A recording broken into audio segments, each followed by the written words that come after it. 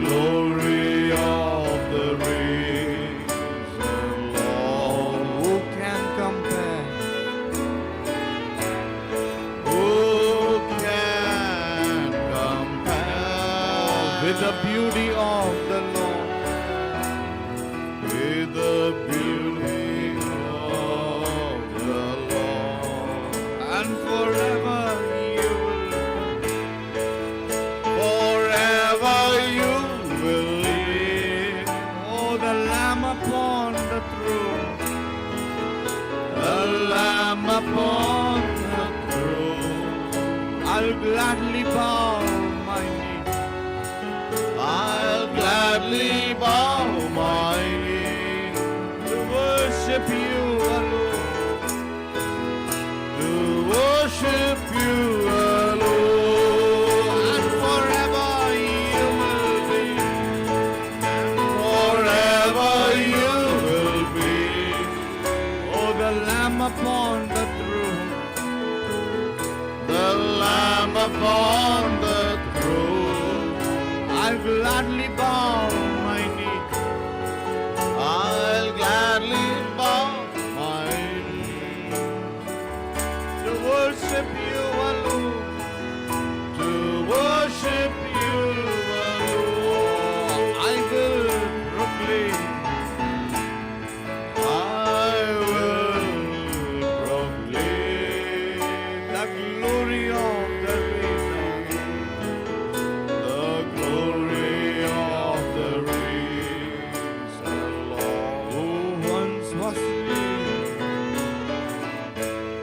Who once was slain To reconcile man to reconcile man to God.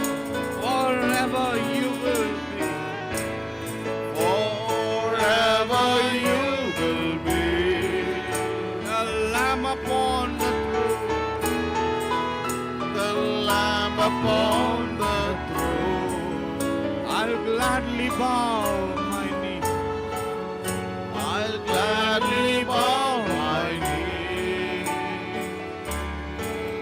To worship you alone. to worship you alone. And forever you will be. Forever you will be Oh, Lamb upon the throne.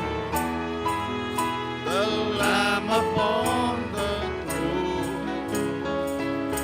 I'll gladly bow my knee. I'll gladly bow my knee To worship you alone. to worship you alone.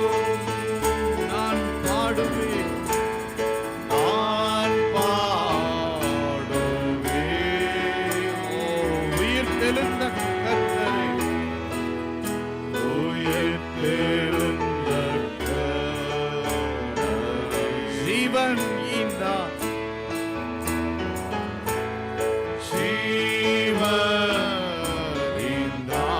ஜீவனிந்தார். பிதாவோடு என்னை சேர்த்திட்டான். பிதாவோடு என்னை சேர்த்திட்டார். சிங்காசனத்திலே சிங்காசனத்திலே வீற்றாலும் ராஜனே. வீற்றாலும் ராஜனே வணங்கி போற்றியே.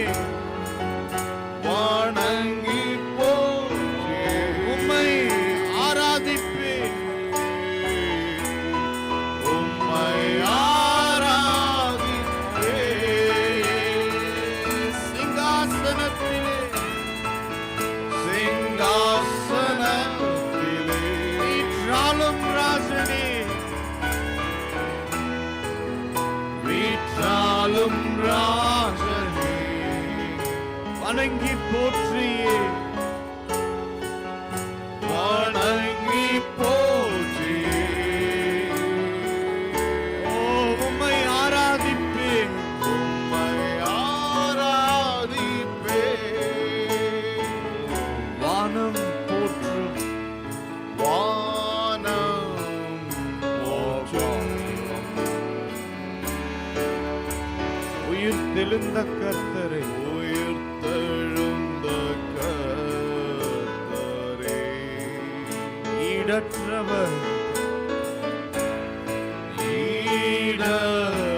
ஈடற்றவர் அழகில் மேன்மையுள்ளவர் அழகில் மேன்மையுள்ளவர்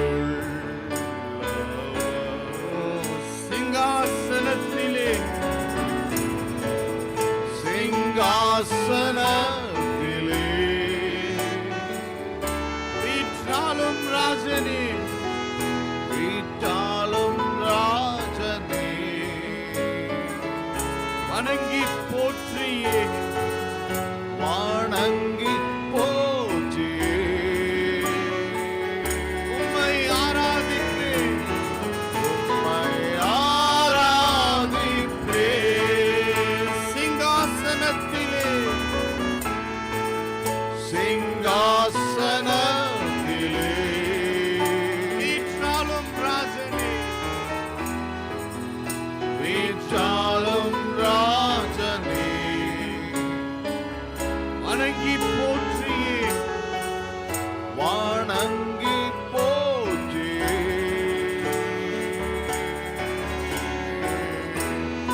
உம்மை ஆராதிப்பேன் ஓ சிங்காசனத்திலே சிங்காசனத்திலே வீற்றாலும் நீங்கள் ராஜனே வீட்டாளும் ராஜனே உம்மை வணங்கி போற்றியே வணங்கி போற்றியே நான் ஆராதிப்பேன் உம்மை ஆராதிப்பேன் நான் பாடுவேன் நான் பாடுவேன் உயிர் தெழுந்த கர்த்தரை உயிர்த்தெழுந்த கர்த்தரே ஜீவன் ஈந்தா ஜீவனிதா பிதாவோடு என்னை சேர்த்திட்டார் பிதாவோடு என்னை சேர்த்திட்டார்.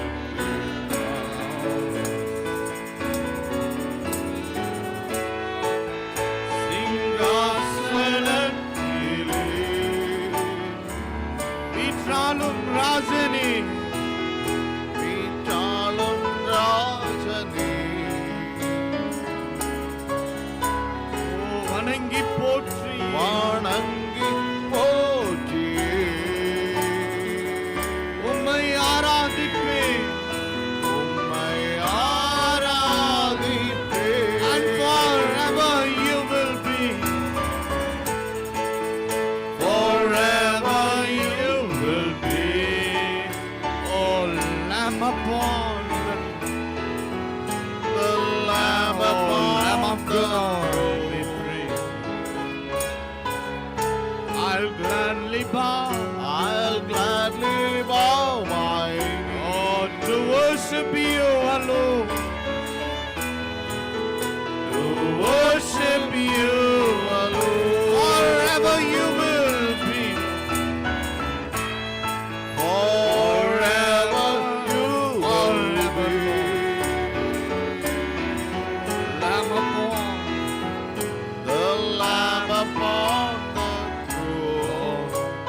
we gladly bow I'll gladly bow my knee to worship you alone, to worship you alone. all heavens declare All heaven oh how great thou art, the glory of the the risen glory of the risen Lord. who can compare Who can oh no other compare God beside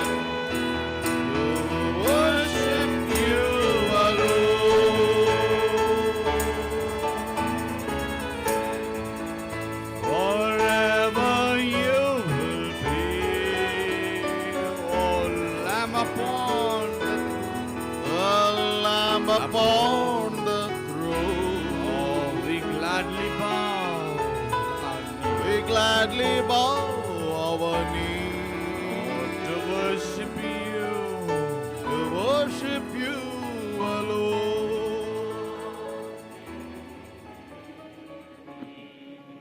Let us bow.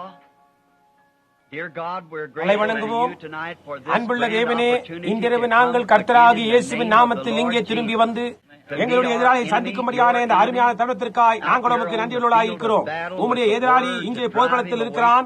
உம்முடைய வார்த்தையை கொண்டு அவனை உம்முடைய ஜனங்கள் மத்தியில் துரத்தி விடும்படியான தருணத்திற்காக நன்றி உள்ளவர்களாய் இருக்கிறோம். அதன் மூலமாய் ஜனங்கள் சுவிசேஷ வெளிச்சத்தை காணும்படியாய் கர்த்தாவே அப்படி செய்யும்.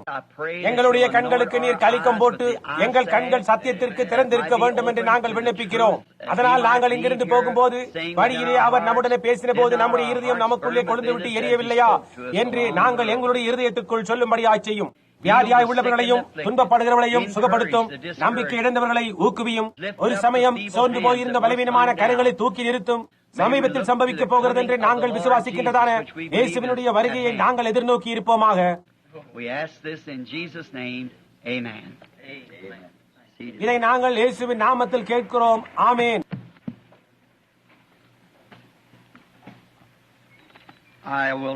இந்த இரவு நான் சுருக்கமாக பேச பிரயாசிப்பேன். ஏனென்றால் இந்த தேசத்தின் பல பாகங்களில் இருந்து அநேகர் இந்த ஆராதனைக்காக வந்திருக்கிறார்கள். அல்லது சிலர் இங்கேயே தங்கி இருக்கிறார்கள். சிலர் திரும்பி போக வேண்டியவர்களாய் இருக்கிறீர்கள். ஏனென்றால் திரும்பி போக ஒரு வழி இருக்கலாம். நான் உங்களுக்கு நன்றியை தெரிவிக்கிறேன். இன்று காலையில் சகோதரர் நெவில் பேசுவதை நானே கேட்க வேண்டும் என்றிருந்தேன். நான் அநேக முறை அவர் பேசுவதை கேட்டிருக்கிறேன். நான் பாராட்டாதபடி ஒரு நாளும் அவர் பேசினது கிடையாது. ஆனால் இன்று காலையில் அந்த வேலை கேட்டதான செய்தி, அந்த செய்தியை நான் கேட்கும்படியாக எனக்கு கர்த்தர் நடத்துதல் இருந்தது என்பதனை நான் அறிவேன். மிகவும் அருமையாக இருந்தது. நீங்கள் ஏன் அவருடைய செய்தியை கேட்க வருகிறீர்கள் என்பதனை நான் புரிந்து கொண்டேன். அவர் எப்பொழுதும் உங்களுக்கு நன்மையை செய்வார். நான் நிச்சயமாய் அறிவேன் அவருடைய பிரசங்கத்தை கேட்பதில். இன்று காலையில் சில பேட்டிகளை காண வேண்டும் என்று முயற்சித்துக் கொண்டிருந்தேன். இன்று காலையிலும் இன்று மாலையிலும் இன்னும் அநேகம் உண்டு. ஒரு சமயம் எத்திரோ மோசையிடம் இவ்விடமாய் சொன்னான் என்று, இது உமக்கு அதிகமான பாரமானது.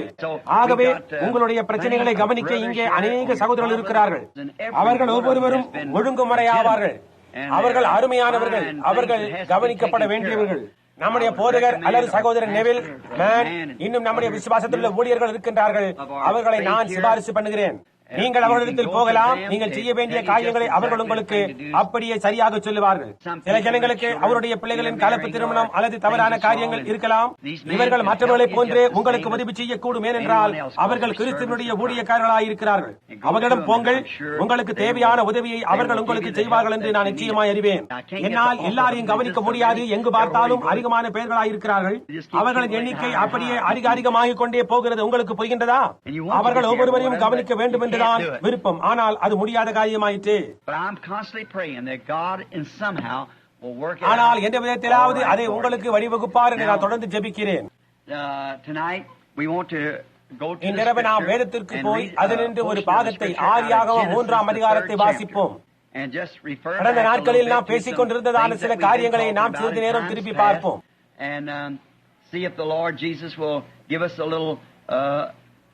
நாம் திரும்பி வெளியே போகும்போது நமக்கு இருந்ததை காட்டிலும் சற்று அதிகமாக கர்த்தராகிய இயேசு நமக்கு கொடுப்பாரா என்று நாம் பார்ப்போம். தேவனாகிய கர்த்தர் உண்டாக்கின சகல காட்டு ஜீவன்களை பார்க்கிலும் சர்ப்பமானது தந்திரமுள்ளதாக இருந்தது. அது ஸ்திரீயை நோக்கி, நீங்கள் தோட்டத்தில் உள்ள சகல விருட்சங்களின் கனியையும் புசிக்க வேண்டாம் என்று தேவன் சொன்னது உண்டோ என்றது. ஸ்திரீ சர்ப்பத்தை பார்த்து, நாங்கள் தோட்டத்தில் உள்ள விருட்சங்களின் கனியை புசிக்கலாம், ஆனாலும் தோட்டத்தின் நடுவில் இருக்கிற விருட்சத்தின் கனியை குறித்து தேவன் நீங்கள் சாகாதபடி அதை புசிக்கவும் அதை தொடவும் வேண்டாம் என்று சொன்னார் என்றால், அப்போது சர்ப்பம் ஸ்திரீயை நோக்கி, நீங்கள் சாகவே சாவதில்லை. நீங்கள் இதை புசிக்கும் நாளிலே உங்கள் கண்கள் திறக்கப்படும் என்றும் நீங்கள் நன்மை தீமை அறிந்து தேவர்களைப் போல இருப்பீர்கள் என்றும் தேவன் அறிவார் என்றது. அப்பொழுது ஸ்திரீயானவள் அந்த விருட்சம் புசிப்புக்கு நல்லதும் பார்வைக்கு இன்பமும் புத்தியை தெளிவிக்கிறதற்கு இச்சிக்கப்படத்தக்க விருட்சமுமாய் இருக்கிறது என்று கண்டு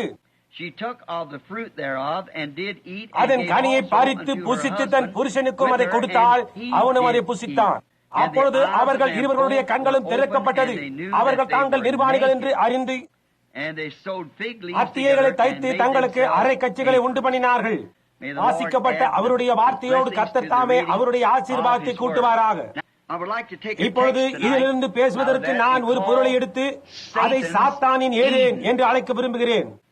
சாத்தானின் ஏதேன் என்று சொல்வது மிகவும் பண்பாடற்றதாக இருக்கிறது. அன்றொரு ஞாயிற்றுக்கிழமை இரவு நான் சிந்திக்கும் மனிதனின் வழிகட்டலும் ஒரு பரிசுத்த மனிதனின் சுவையும் என்ற பொருளில் பேசினேனே, அதற்கு இது ஒரு விதமாக ஒத்ததாக இருக்கிறது. சில சமயங்களில் இது போன்ற பண்பாடற்ற விதமான சொற்களை உபயோகிப்பது நம்மை ஏதோ ஒரு காரியத்துக்குள் கொண்டு வந்து நாம் தேவனுடைய வார்த்தையை ஆராயவும் படிக்கும்படியாகவும் கொண்டு போகிறது. என்னுடைய சபையார் யாவரும் அதைதான் செய்ய வேண்டும் என்று நான் விரும்புகிறேன். மனுஷன் அப்பத்தினாலே மாத்திரமல்ல, தேவனுடைய வாயிலிருந்து புறப்படுகிற ஒவ்வொரு வார்த்தையினாலும் பிழைப்பான். ஆகவே வார்த்தையை வாசியுங்கள், அதை பற்றி சிந்தியுங்கள். தற்போதைய நாளில் நாம் எப்படி ஜீவிக்க வேண்டும் என்ற ஞானத்தை அறிவாளிகளாகிய நீங்கள் பெற்றுக்கொள்ள தேவனுடைய கண்களை கொண்டவர்களாய் அதை ஆய்ந்து வாசியுங்கள். இப்பொழுது என்னால் இதை அல்லது அதை செய்ய முடியும் என்று சொல்வதற்காக இன்றிரவு இங்கு வந்து நான் பேசலாம். என்னால் எவ்வளவு பேச முடியுமோ அவ்வளவு ஜனங்களோடு பேசவும், உங்கள் ஒவ்வொருவரோடு உங்கள் வீடுகளுக்கு போய் பேசவும் எனக்கு விருப்பம். அது உண்மை என்று தேவன் அறிவார். உங்கள் ஒவ்வொருவரோடு உங்கள் வீடுகளுக்கு போய் உங்களோடு கூட காலையில் காலை ஆகாரம் உண்டவும், அடுத்த நாள் மத்தியானம் உங்களோடு அணில் வேட்டைக்கு செல்லவும் எனக்கு விருப்பம். புரிகின்றதா? எனக்கு அதை செய்ய விருப்பம், ஆனால் என்னால் அதை செய்ய முடியவில்லை. உங்களோடு கூட வீட்டிற்கு போய் சாவதானமாய் பேச எனக்கு விருப்பம். கூட்டம் முடிந்தவுடன் வெளிமுற்றத்தில் உட்கார்ந்து கொண்டு கொஞ்ச நேரம் உங்களுடைய நலன்களை குறித்தும் தேவனை குறித்தும் பேச எனக்கு விருப்பம். எனக்கு அதை செய்வது மிகவும் பிடிக்கும். இங்க இருக்கின்ற ஆண்களே பெண்களே, நான் அதை செய்ய விரும்புகிறேன் என்பதை தேவன் அறிவார், ஆனால் என்னால் அதை செய்ய முடியாது. எனக்கு அவ்வளவு சிரமம். நாம் வாழ்கின்றதான இந்த காலம் பயம் உள்ளது. நானும் கூட ஒரு பயந்த சுவாபம் உள்ளவன். இன்றைக்கு ஏதோ காரியத்தை செய்ய நான் தீர்மானித்துள்ளேன். நான் அதை செய்துத்தான் ஆக வேண்டும். நாளைக்கு அதனிடத்திலிருந்து லட்சக்கணக்கான மைல்களுக்கு அப்பால் இருக்கும். ஏதோ காரியம் குறிக்க நுழைந்து இதையும் அறையும் செய்திருக்கின்றது. உன்னுடைய சாமர்த்தியத்தை எல்லாம் ஒன்று திரட்டி செயல்பட வேண்டிய நேரம் நமக்கு இருக்கிறது. ஆனால் என்னுடைய முக்கியமான குறிக்கோள் என்னவென்றால், சபைக்கு சுவிசேஷத்தை பிரசங்கிக்க வேண்டும் என்பது. கொடுக்கப்பட்ட கால வரம்பில் இயேசு கிறிஸ்துவுக்கு கனத்தை கொண்டு வரக்கூடிய எல்லாவற்றையும் நான் செய்ய வேண்டும் என்பதே என்னுடைய நோக்கமாய் இருக்கின்றது. உங்களுக்கு உதவியாய் இருக்கக்கூடிய ஏதாவது காரியத்தை உங்களுக்கு கூறும்படியாய் முயற்சிக்கவே நான் இங்கு வந்துள்ளேன். இன்று காலையில் நான் வீட்டிற்கு போய் ஆய்ந்து படித்த பிறகு ஏதோ காரியத்தை கூற வந்துள்ளேன். இந்த ஜனங்களுக்கு உதவியாய் இருக்கக்கூடியதாய் இன்றிரவு நான் என்ன சொல்லக்கூடும் கர்த்தாவே? இன்று காலையில் சகோதரன் நெவில் கொடுத்த அந்த வல்லமான செய்தியை கேட்டு, யார் என்னவென்று ஆராய்ந்து பார்க்கிறவர் வைத்தியர் தான், ஆனால் ஒரு பாத்திரம் நிறைய ஊசிகளை கொண்டு வருபவர் தான் அதற்கு ஊசியை போடுவார் என்று அவர் சொன்னாரே, அது எவ்வளவு அற்புதமாய் இருக்கிறது என்று நான் யோசித்து பார்த்தேன். அது மிகவும் அழகான விதமாய் எடுத்து கூறுகின்ற ஒன்றாகும். நான் அதை குறித்து யோசித்து பார்த்தேன். அதாவது வியாதி என்னவென்று கண்டுபிடித்த பின்னர் ஊசி போடுவது. ஆகவே அது ஒரு அருமையான காரியம். நான் உங்களிடத்தில் ஏதோ ஒரு காரியம் பேச வேண்டும் இருக்கிறேன். இந்த காலத்திற்கான தேவனுடைய வாக்குத்தத்தங்களினாலே உங்களை ஊக்குவிக்க விரும்புகிறேன். யாரோ ஏதோ ஒரு காலத்தில் ஜீவித்தார் என்பதை அல்ல, ஆனால் ஏதோ காரியம். அந்த காரியங்கள் எல்லாம் சரிதான். அந்த காரியங்கள் எல்லாவற்றையும் நான் குறிப்பிடுகிறோம். ஆனால் நான் இங்கே குறித்து வைத்துள்ள இந்த வேத வார்த்தைகளை கொண்டு உங்களுக்கு ஒரு காரியத்தை கொண்டு வருவதற்கு நான் முயற்சிப்பேன் என்று நான் எண்ணினேன். நீங்கள் அறிந்து கொள்ளும்படியாய் விவரமாய் இருந்து இப்பொழுது நீங்கள் போர் புரியும் போர்க்களத்தில் ஒரு மேலான போர் வீரராய் இருக்கும்படி செய்யும். எதிராளின் உபாயங்களை அறிந்து கொண்டு அதனால் அவன் உன்னை நெருங்கும் முன்னரே எல்லாவற்றையும் நீங்கள் தடுத்து போடும்படி உதவியாயிருக்கும். புரிகின்றதா? உன்னால் முடிந்தவரை உன்மீது பாய்ந்து வரும் குத்துக்களில் இருந்து பாதுகாத்துக் கொள்ள கற்றுக்கொள்வதுதான் முக்கியமான காரியமாயிருக்கிறது. இப்பொழுது நாம் ஜீவிக்கின்றதான இந்த பாவமான நாட்களை குறித்து சில நிமிடங்கள் நாம் நோக்குவோம். இப்பேற்பட்டதான நாட்கள் இருந்ததென்று நான் இதுவரையிலும் சரித்திரத்தில் படித்ததே கிடையாது. எல்லா விதத்திலும் தேவனுடைய பிள்ளைகள் கொல்லப்பட்டார்கள் என்ற உபத்திரவத்தின் மகத்தான நாட்கள் இருந்துள்ளது. ஆனால் எதிராளியுடைய தந்திரத்தை பார்க்கும் போது நாம் ஜீவிக்கின்றதான இந்நாட்களை போன்ற நாட்கள் இருந்ததே இல்லை. இது ஒரு மிகுந்த தந்திரமும் வஞ்சகமுமான நாள். நான் அதை நோக்கும் போது மற்றெந்த காலத்திலும் ஒரு கிறிஸ்தவன் இருந்ததை காட்டிலும் இந்நாட்களில் அவன் மிகவும் கவனமாய் இருக்க வேண்டியவனாயிருக்கிறான். இப்பொழுது ரோமாபுரியான் சபையை துன்புறுத்தின காலத்தில் ஒரு கிறிஸ்தவன் தவறு செய்யும் போது அவன் அரங்கத்தில் போடப்பட்டு சிங்கங்களுக்கு இரையாகவோ அல்லது அதை போன்ற ஏதோவாக எரியப்பட்டார்கள். அவன் கிறிஸ்தவனாய் இருப்பதற்கு சாட்சியாய் இருப்பதை கண்டபோது அவ்வாறு செய்தார்கள். ஆனால் அவனுடைய ஆத்மாவோ ரட்சிக்கப்பட்டது. ஏனென்றால் அவன் தேவனிடத்தில் ஒரு சுத்தமான கலப்பில்லாத விசுவாசியாக இருந்ததனால் அவன் சந்தோஷத்தோடு தன்னுடைய சாட்சியை ரத்தத்தோடு முத்திரித்தான். அவருடைய நரம்புகளிலும் தைரத்திலும் பொத்தல்களும் தளர்ச்சியும் ஏற்பட்டு ரத்தம் வெளியே பாயும் போது உண்மையான விசுவாசத்தோடு கர்த்தராகிய இயேசுவே என்னுடைய ஆவியை ஏற்றுக்கொள்ளும் என்று அவன் கூச்சலிடுவான். ஆனால் இப்பொழுது பிசாசுடைய தந்திரம் என்னவென்றால், ஜனங்கள் கிறிஸ்தவர்களாய் இல்லாத போது அவர்கள் கிறிஸ்தவர்கள் தான் என்று நம்பும்படி செய்கிறான். அங்கேதான் காரியம் இருக்கின்றது. நீங்கள் உங்கள் சாட்சியை முத்திரிக்க வேண்டியதில்லை. உங்களுடைய சாட்சியை உங்கள் ஜீவனினால் முத்திரித்த நாளை காட்டிலும் இது மிகவும் தந்திரமானதாக இருக்கின்றது. பிசாசானவன் அவனால் முடிந்த எல்லா விதமான கண்ணிகளையும் வைத்திருக்கிறான். அவன் ஒரு வஞ்சகன். இதுவரை ஜீவித்த நாட்களில் இது மிகவும் வஞ்சகமானதாக இருக்கும். அதாவது நாம் ஜீவிக்கின்ற நாட்கள் அப்படியா இருக்கும் என்று இயேசுவானவர் மத்தேயு 24 கூறியுள்ளார். அவனால் கூடுமானால் தெரிந்து கொள்ளப்பட்டவர்களை வஞ்சிக்கத்தக்கதாக வஞ்சகமானது அவ்வளவு நெருக்கமாயிருக்கும்.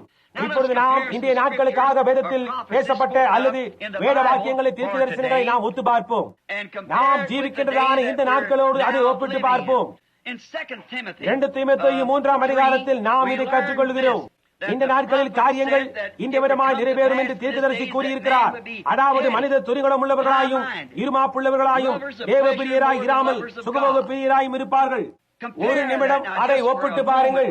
நாம் அதை சுருக்கமாய் பார்ப்போம். ஏனென்றால் நாம் எடுத்துக்கொள்ள வேண்டியதா இருக்குமானால் அதற்கு நேரம் எடுத்து ஆராய்ந்து பார்க்க நமக்கு போதிய அவகாசம் இல்லை. ஆகவே அதன் முக்கியமான காரியங்களை உங்களுக்கு சொல்லுகிறேன். உங்கள் வீடுகளுக்கு நீங்கள் போய் அதை ஆராய்ந்து படித்து பார்க்கலாம். துணிகரம் உள்ளவர்களாயும் இருமாப்புள்ளவர்களாயும் தேவ பிரியராய் இராமல் சுகபோக பிரியராயும் இணங்காதவர்களாயும் அவதூறு செய்கிறவர்களாயும் இச்சையடக்கம் இல்லாதவர்களாயும் நல்லோடு பகைக்கிறவர்களாயும் இருப்பார்கள். கடைசி நாட்கள் இவைகள் எல்லாம் உண்டாய் இருக்கும் என்று ஆவியானவர் வெளிப்படையாய் பேசியுள்ளார். அதாவது இந்த நாட்களில் இப்படியாய் இருக்கும் என்று தீர்க்க தரிசனமாய் பேசப்பட்டுள்ளது. இப்பொழுது அது மட்டுமல்லாமல் வெளிப்படுத்தல் 3:14 சபையானது இந்த கடைசி நாட்கள், அதாவது லவோதிக்கேயா சபையானது எப்படி இருக்கும் என்று நாம் வாசிக்கிறோம். 6 விதவையை போன்று உட்கார்ந்து கொண்டு தனக்கு ஒரு குறைச்சலும் இல்லை என்று அது சொல்லுகிறது. அது ஐஸ்வர்யவான் என்றும் திரவிய சம்பந்தனுமாயிருக்கிறது. நான் தரித்திரனும் பரிதபிக்கப்படத்தக்கவனும் நிர்பாக்கியம் உள்ளவனும் குருடனும் நிர்வாணியுமாய் இருந்து கொண்டு அதை அறியாதிருக்கிறாய். இப்பொழுது நினைவிருக்கட்டும், அவர் இந்த காலத்தின் சபையினிடத்தில் பேசுகிறார். நிர்வாக்கியம் உள்ளவனும் குருடனும் நிர்வாணியமாய் இருந்து கொண்டு அதை அறியாதிருக்கிறாய். அந்த கடைசி சொற்கள், அந்த கடைசி வார்த்தை தான் அதை அவ்வளவு குறிப்பிட்டு காட்டுகிறது. நாங்கள் பரிசுத்தாவினால் நன்றாய் நிரம்பி இருக்கிறோம் என்று அவர்கள் கருதுகிறார்கள். அவர்கள் ஆயத்தமாய் இருக்கிறதாக நினைத்துக் கொண்டிருக்கிறார்கள். லவோதிக்கேயா சபை காலம்தான் பெந்தேகோஸ்தே சபை காலமாய் இருக்கிறது. ஏனென்றால் அதுதான் கடைசி காலமாய் இருக்கிறது. லூதர் தனக்கென்று ஒரு செய்தியபடியவனாயிருந்தார்.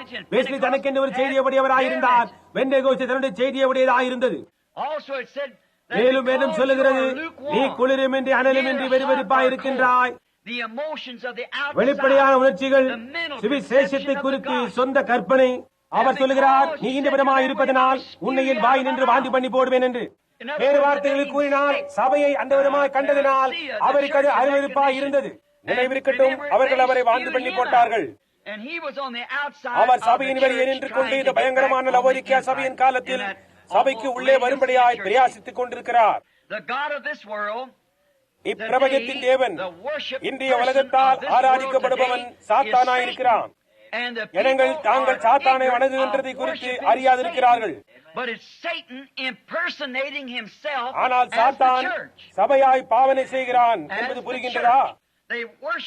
சபையின் மூலமாக தேவனை ஆராதிக்கிறோம் நினைத்துக் கொண்டு அவர்கள் சாத்தானை ஆராதிக்கிறார்கள். ஆனால் அந்த விதமாகத்தான் சாத்தான் அதை செய்திருக்கிறான். ஓ, நீங்கள் சொல்லலாம், ஆனால் ஒரு நிமிடம் பொறும், நாங்கள் வார்த்தையை பிரசங்கிக்கிறோம் என்று. என்னுடைய வேத பகுதியை திருப்பி பாருங்கள். தேவாளுக்கு முதலாக வார்த்தையை பிரசங்கித்தது சாத்தான் தான். தேவன் சொல்லி இருக்கிறார். புரிகின்றதா?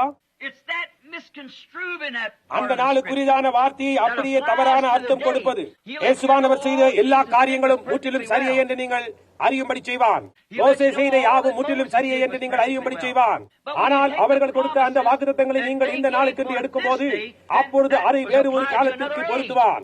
அவர் செய்ய வேண்டியதெல்லாம் அதுதான். புரிகின்றதா? அந்த விதமாக ஜனங்களை அதை நம்பும்படியா செய்ய வேண்டும். அவ்வளவுதான். ஏனென்றால் அது நீங்கள் ஒரு வார்த்தையை எடுக்கவோ அல்லது கூட்டவோ கூடாது. ஆனால் அவன் அதைதான் செய்கிறான். ஜனங்கள் அறியாதவர்களாய் சாத்தானை ஆராதித்துக் கொண்டு தாங்கள் தேவனை ஆராதிப்பதாக நினைத்துக் கொண்டிருக்கிறார்கள். As we are warned 2 by தெசலோனிக்கேயில் அவர் தீர்க்க தரிசனமாய் எச்சரித்தபடி நாம் அதை வாசிப்போம். 2 தெசலோனிக்கே 2ஆம் அதிகாரம் நாம் அதை ஒரு நொடியில் முடியுமானால் பார்த்து விடலாம். 2 தெசலோனிக்கே 2ஆம் அதிகாரம் நாம் அதை ஒரு நொடியில் முடியுமானால் பார்த்து விடலாம். I'd like to read that. நான் அதை வாசிக்க விரும்புகிறேன். 2 தெசலோனிக்கே நினைக்கிறேன் நான் வேத வார்த்தை எடுத்து விட்டேன். அன்றியும் சகோதரரே, நம்முடைய கர்த்தராகிய இயேசு கிறிஸ்துவின் வருகையும் நாம் அவரிடத்தில் சேர்வதையும் குறித்து நாங்கள் உங்களை வேண்டிக் கொள்கிறது என்னவென்றால், இந்த கடைசி நாட்களில் தேவன் அவருடைய ஜனங்களை அவரிடத்தில் சேர்த்துக் கொள்வது போல கர்த்தருடைய வருகையும் அவரண்டை சேர்த்துக் கொள்ளுதலையும் பாருங்கள். கர்த்தரிடத்தில் ஜனங்களை கூட்டி சேர்க்கப்படுதல், சபையினிடத்தில் அல்ல, கர்த்தரிடத்தில் அவரிடமாய் அவர்களை கூட்டி சேர்க்கப்படுதல். ஒரு ஆவியினாலாவது வார்த்தையினாலாவது எங்களிடத்திலிருந்து வந்ததாய் தோன்றுகிற ஒரு நிருபத்தினாலாவது கர்த்தருடைய நாள் சமீபமாய் இருக்கிறதாக சொல்லப்பட்டால் உடனே சஞ்சலப்படாமலும் கலங்காமலும் இருங்கள். எவ்விதத்தினாலும் ஒருவனும் உங்களை மோசம் போக்காதபடிக்கு எச்சரிக்கையாயிருங்கள். ஏனெனில் விசுவாச துரோகம் முந்தி நேரிட்டு கேட்டின் மகனாகிய பாவ மனுஷன் அவன் யார் என்று கவனித்தீர்களா? கேட்டின் மகன் வெளிப்பட்டால் ஒழிய அந்த நாள் வராது. அது யூதோஸாக இருக்கிறான். புரிகின்றதா? அவன் எதிர்த்து நிற்கிறவனாயும் தேவன் எனப்படுவது எதுவோ, ஆராதிக்கப்படுவது எதுவோ, அவை எல்லாவற்றுக்கும் மேலாக தன்னை உயர்த்துகிறவனாயும் தேவனுடைய ஆலயத்தில் தேவன் போல உட்கார்ந்து தன்னைதான் தேவன் என்று காண்பிக்கிறவனாயும் இருப்பான். இந்த நாளின் சபையில் அந்த வஞ்சகத்தன்மை புரிகின்றதா? கேட்டின் மகன் சாத்தான். கேட்டின் மகன் சாத்தான். அப்படியானால் ஜனங்கள் இன்றைக்கு சாத்தானை ஆராதித்துக் கொண்டு தேவனை ஆராதிக்கிறோம் என்று எண்ணிக்கொண்டிருக்கிறார்கள். ஆனால் ஒரு கோட்பாட்டின் மூலமாக அவர்கள் அவனை ஆராதிக்கிறார்கள். ஒரு மனிதனால் ஆக்கப்பட்ட ஸ்தாபனங்களும் கோட்பாடுகளுமானது இது மட்டும் உலகம் கண்டிராததான மகத்தான வஞ்சகத்துக்குள் நேராக ஜனங்களை கொண்டு வந்து விட்டான். இந்த காலத்துக்கு தேவன் வாக்களித்ததான வார்த்தையானது எவ்வளவாய் பிரசங்கிக்கப்பட்டு ரூபகாரப்படுத்தப்பட்டிருந்தாலும் சரி, அவர்கள் அப்பொழுதும் அதை விசுவாசிக்க மாட்டார்கள். அவர்கள் அதை விசுவாசிக்க மாட்டார்கள். ஏன் அப்படி? ஏன் அவ்விதம் என்று நாம் வியப்புகிறோம். ஏன் அவர்கள் அதை விசுவாசிக்கவில்லை? ஒரு காரியத்தை செய்வேன் என்று தேவன் கூறி அவர் அதை செய்கிறார். அப்படி இருந்தும் அவர்கள் அதனின்று தங்கள் முதுகை திருப்பிக் கொள்கிறார்கள், அதனின்று திரும்பிக் கொள்கிறார்கள். தேவன் எதை சொன்னாரோ அதை அவர் செய்யவே செய்வார் என்று அறிந்திருந்தார். ஆனால் அவள் அதனின்று தன்னுடைய முதுகை திருப்பி அவன் சொல்லுகிறதற்கு செவி கொடுத்தது போன்று. நினைவிருக்கட்டும், ஒவ்வொரு காலத்திலும் அது எப்பொழுதும் அதே விதமாகத்தான் இருந்தது. ஒவ்வொரு காலத்திலும் அவர்களுக்கு வந்த வார்த்தையை சாத்தான் எப்பொழுதும் தலைகீழாக மாற்ற முயற்சித்து அவர்கள் வேறு ஒரு காலத்தை காணும்படி செய்வான். பாருங்கள், இயேசுவானவர் வந்தபோது சாத்தானானவன் அந்த யூத போதகர்கள், ரபிக்கள், ஆசாரியர்கள் கூட்டத்தோடு கூட இருந்தான். வார்த்தை தானே அந்த நாட்களில் மனுஷகுமாரன் வெளிப்படுவார் என்று கூறுகின்ற வேளையிலே சாத்தான் அவர்களிடம் நீங்கள் மோசேயின் பிரமாணங்களை கடைபிடியுங்கள் என்று சொல்ல முயற்சித்துக் கொண்டிருந்தான். புரிகின்றதா? அவர் தம்மை தாமே வெளிப்படுத்துவார் என்று கூறப்பட்டுள்ளது. ஆகவே அவர்கள் மத சார்புள்ளவர்களாயும் மோசேயின் பிரமாணங்களை கைக்கொள்ளுவர்களாயும் நினைத்துக் கொண்டிருந்தார்கள். அவன் என்ன செய்தான் என்று பாருங்கள். வார்த்தையின் அந்த பகுதியானது முற்றிலும் சரியே, ஆனால் இந்த மனிதன் அந்த நபர் அல்ல என்று கூற முயற்சித்துக் கொண்டிருந்தான்.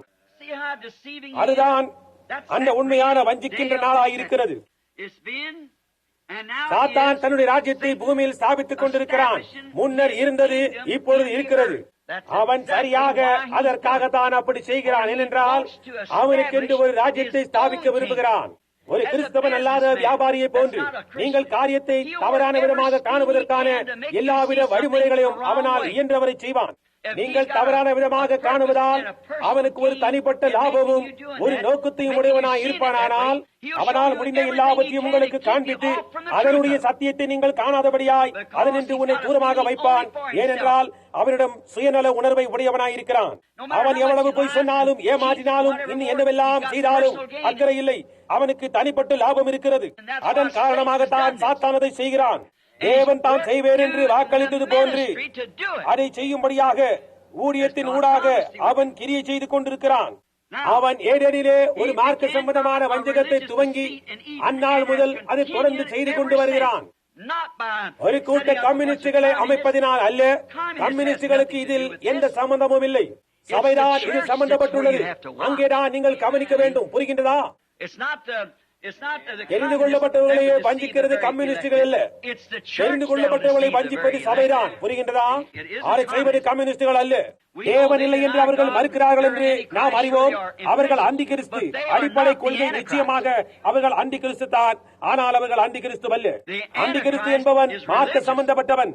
மிகவும் மார்க்க பக்தி உள்ளவன் வேத வார்த்தைகளை அப்படியே எடுத்து கூற முடியும். அதை அவ்வளவு தெளிவாக காணும்படியா செய்வார். ஆரம்பத்தில் அங்கே சாத்தான் செய்தது போன்று அவன் அந்த இடத்திலேயே தேவனுடைய வார்த்தையை எடுத்து கூறினான். தோட்டத்தில் உள்ள சகல விருட்சங்களுக்கு கனியை புசிக்க வேண்டாம் என்று தேவன் சொன்னது உண்டோ என்று கேட்டான். இதன் மூலமாய் அவன் சரியான வார்த்தையை அவளுடைய வாயின் மூலமாக கொண்டு வந்தான். அதற்கு அவள், ஆம், நாங்கள் தோட்டத்தில் உள்ள விருட்சங்களின் கனிகளை புசிக்கலாம், ஆனால் தோட்டத்தின் நடுவே ஒரு விருட்சம் இருக்கிறது, அதை புசிக்க கூடாது என்று தேவன் சொன்னார், அதை தொடவும் கூடாது என்று சொன்னார். ஏனென்றால் நாங்கள் அதை செய்கின்ற அந்த நாளிலேயே மரித்து போவோம் என்றால். அவன் அதற்கு, ஓ, நீங்கள் நிச்சயமாய் சாகவே சாவதில்லை, ஆனால் தேவன் ஏன் இதை சொன்னார் என்பதன் காரணத்தை நான் கூறட்டுமா என்றான். பாருங்கள், அவன் என்ன எடுத்துரைத்தானோ அது உண்மை. உங்களுக்கு புரிகின்றதா? அவன் சொன்னான், அது உங்கள் கண்களை திறக்கும், நீங்கள் நன்மை தீமையை அறிந்து கொள்ளும்படியாய் செய்யும், உங்களால் மட்டும் அதை செய்ய முடிந்தால் அப்பொழுது நீங்கள் தேவனை போன்று இருப்பீர்கள் என்றான்.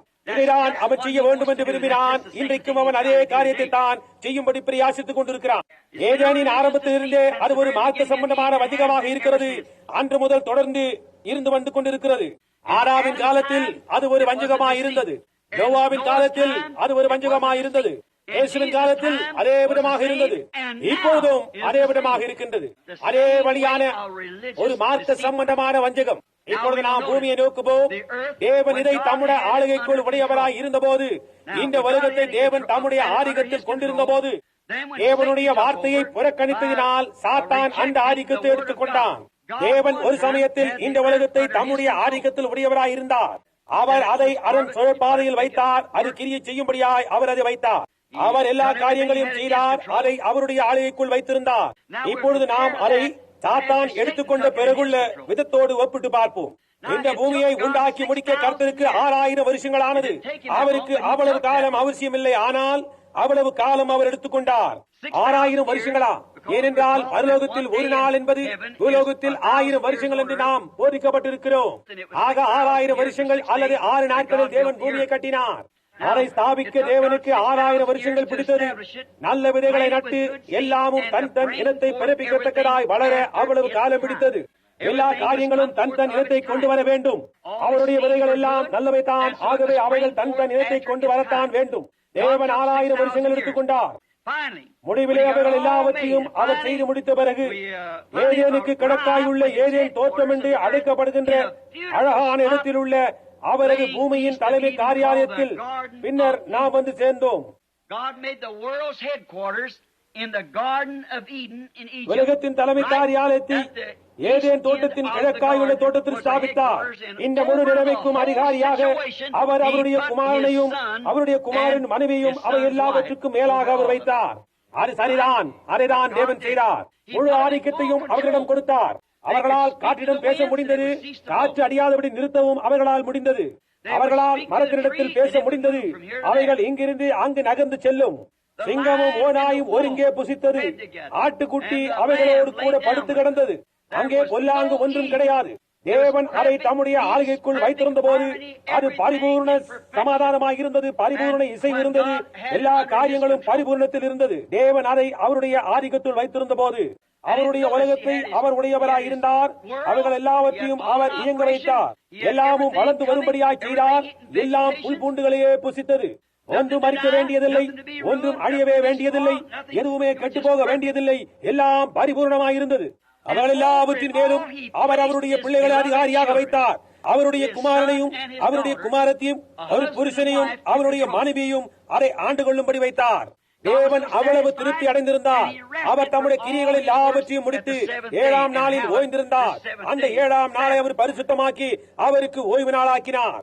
6000 வருடங்களாக அதை உருவாக்கி அதை உண்டாக்கி அவைகள் எல்லாம் ஜீவிக்கும்படியாய் வெளிக்கொண்டு வந்த பின்னர் தேவன் அவைகள் எல்லாவற்றையும் மேற்பார்வையிட்டார்.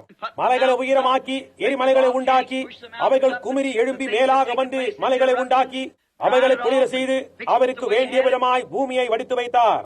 அது ஒரு அழகான ஸ்தலம். அதை போன்று வேறு ஒன்றுமே கிடையாது. தேவனுடைய மகத்தான அந்த பரதீசிலே பிரம்மாண்டமான டைனாசரஸ் இன்னும் என்னவெல்லாமோ ஊர்ந்து கொண்டிருந்தன.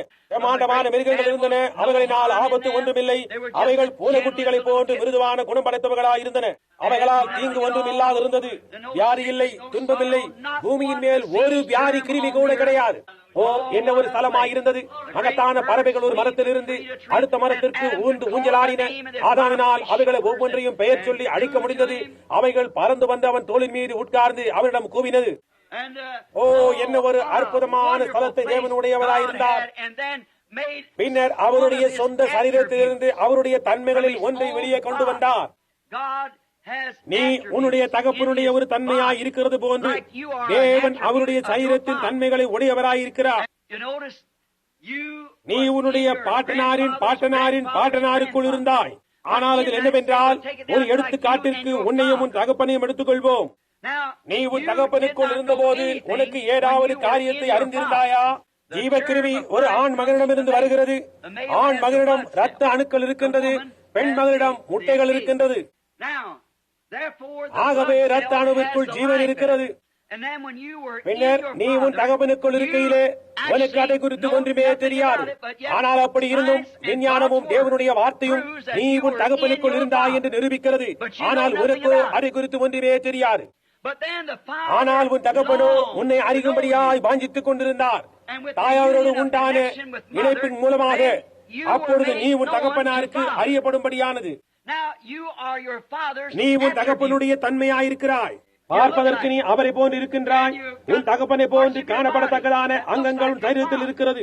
ஆண்டவிடமாகத்தான் தேவன் ஆதியிலே இருந்தார். ஒவ்வொரு தேவனுடைய குமாரனும் ஒவ்வொரு தேவனுடைய குமாரத்தையும் ஆதியிலே தேவனுக்குள் இருந்தார்கள். எனக்கு இப்பொழுது ஞாபகத்தில் இருக்காது, ஆனால் நீ அங்கே இருந்தாய். அவர் அதை அறிந்திருந்தார். நீங்கள் வெளிப்பட வேண்டும் என்று அவர் விரும்பினார். அதன் மூலமாய் அவர் உன்னோடு சம்பாஷிக்கவும் தொடர்பு கொள்ளவும் நேசிக்கவும் உன்னுடைய கைகளை குலுக்கவும் முடியும்.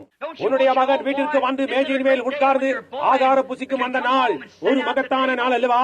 அவன் போர்க்களத்திலிருந்து திரும்பி வந்து அல்லது போர்க்கள வடுக்களோடு வீடு திரும்பும் போது அந்த நாள் ஒரு மகத்தான நாள் அல்லவா? அவனுடைய வீட்டிற்கு வரும்போது ஒரு கொடுத்த கண்டை அடித்து அவனுக்கு சாப்பாடு ஆயத்தம் செய்வீர்கள் அல்லவா? அது உன்னுடைய சொந்த ரத்தமும் மாம்சமுமாய் இருக்கிறது. அவன் உனக்குள் இருந்தான். அப்பொழுது நீ அவனை அறியவில்லை, ஆனால் அவன் உனக்குள் இருந்தான் என்று நீ அறிந்திருந்தாய். ஆகவே நாம் இங்கே இருப்போம் என்று தேவன் அறிந்திருந்தார். ஆனால் நம்மோடு தொடர்பு கொள்ளும்படியாய் அவர் நம்மை மாம்சத்தில் தோன்ற செய்தார். அவர் நம்மோடு தொடர்பு கொள்ளும்படியாக அவர் நம்மை போல் ஒருவரானார். அவர் தாமே தேவகுமாரனாய் இயேசு கிறிஸ்துவாய் தேவனுடைய வெளிப்படுதலின் நிறைவாய் ஆனபோது அவர் நம்மை போல் ஒருவரானார். ஆகையினால் ஐக்கியப்படுவதன் மூலம் தம்முடைய தன்மைகளை வெளியே காட்டுவது தேவனுடைய நோக்கமாயிருந்தது. நான் என் தகவலுக்குள் இருந்த போது எனக்கு அதை குறித்து ஒன்றுமே தெரியாது. ஆனால் நான் பிறந்த பொழுது நான் அவருடைய குமாரனானேன். நான் அவருக்கு பிறந்தேன். நான் அவருடைய ஒரு தன்மையாயிருந்தேன். தகப்பனின் ஒரு பகுதியாயிருந்தேன். நீங்களும் உங்களுடைய தகப்பனின் ஒரு பகுதியாக இருக்கிறீர்கள். தேவனுடைய பிள்ளைகளாக தேவனுக்குள் இருந்ததான தன்மைகளின் ஒரு பகுதியாக நாம் இருக்கிறோம்.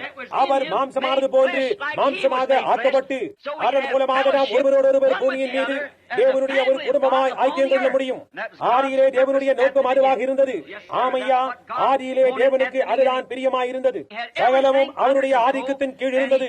அவர் மனிதனை ஏதேன் தோட்டத்தில் வைத்து அவனுக்கு சுயாதீனத்தை கொடுத்தார். அவர் மகனே, அது உன்னுடையது என்றார். என்ன ஒரு அருமையான இடம்!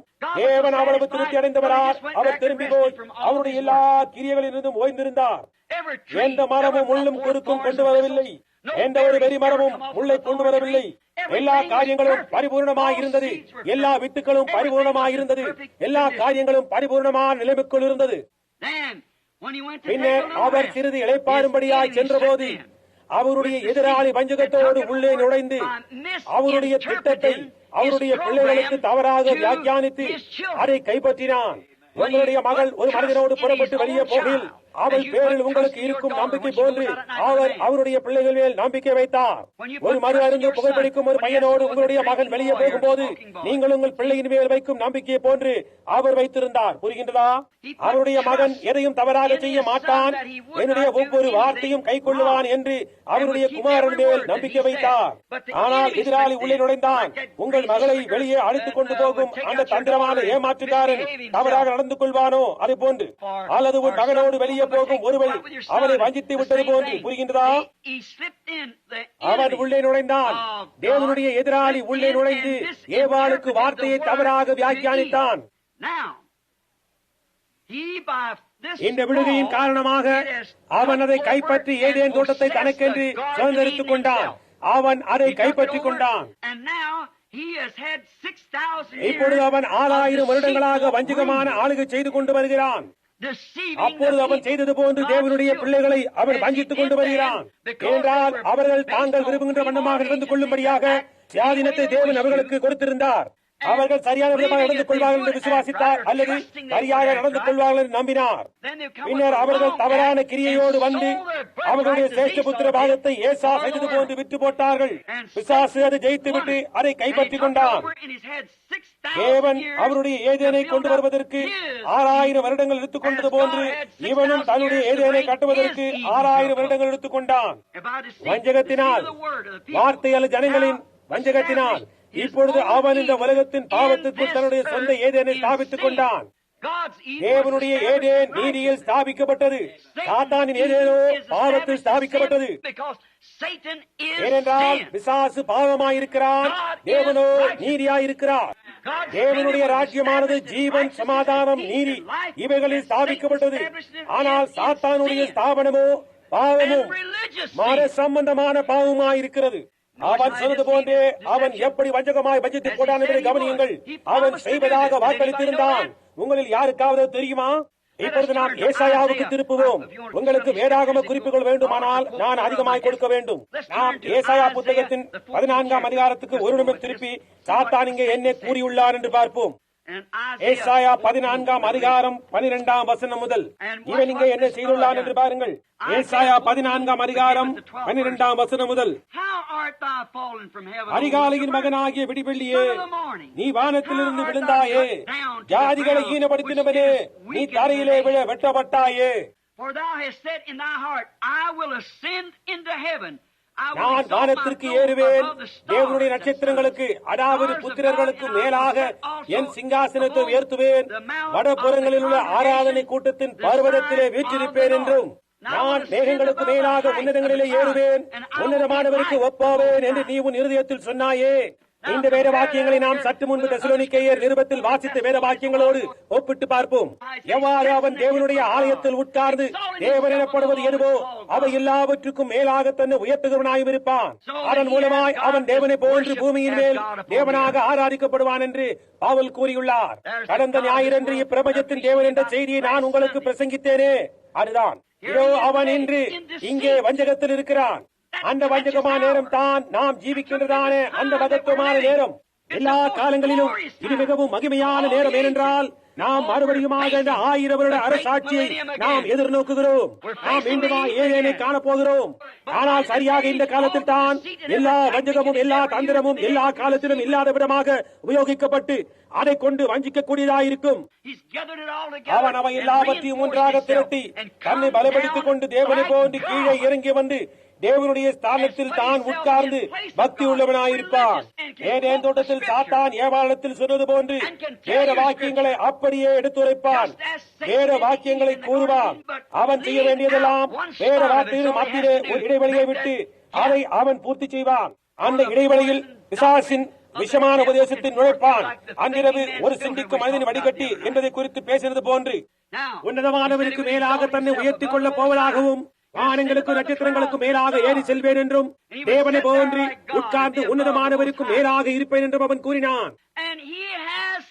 அவனுடைய பயமுறுத்தல்களை நிறைவேற்றுவதில் அவன் வெற்றியடைந்தான். அவனுடைய பயமுறுத்தல் நிறைவேற்றுவதில் அவன் உண்மையாகவே பயங்கரமான வெற்றியடைந்தான்.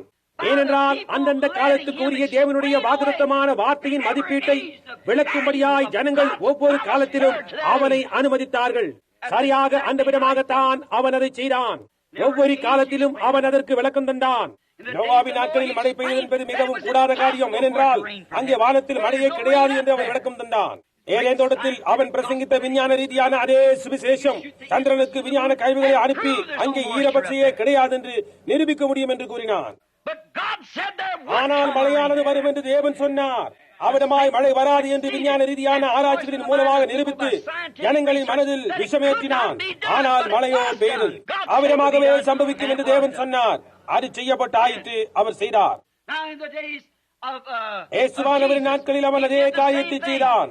அவன் மறுபடியுமாக அவர்களுடைய மனதை வஞ்சகத்தால் விஷமாக்கினான். புரிகின்றதா? வார்த்தைக்கு தவறான வியாக்கியானத்தை கொடுத்து அப்படி செய்தான். நீர் தேவனுடைய குமாரனையானால் நீர் அப்படி ஏதாவது காரியத்தை செய்ய நான் காணட்டும் என்றான். இயேசுவானவரோ அவனுக்கு இணங்கவில்லை. அவர் அவிதமாய் செய்யவே இல்லை.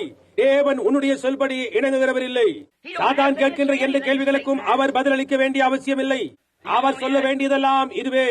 இயேசு சொன்னார், மனுஷன் அப்பத்தினாலே மாத்திரமல்ல தேவனுடைய வாயிலிருந்து புறப்படுகிற ஒவ்வொரு வார்த்தையினாலும் பிழைப்பான் என்று. புரிகின்றதா?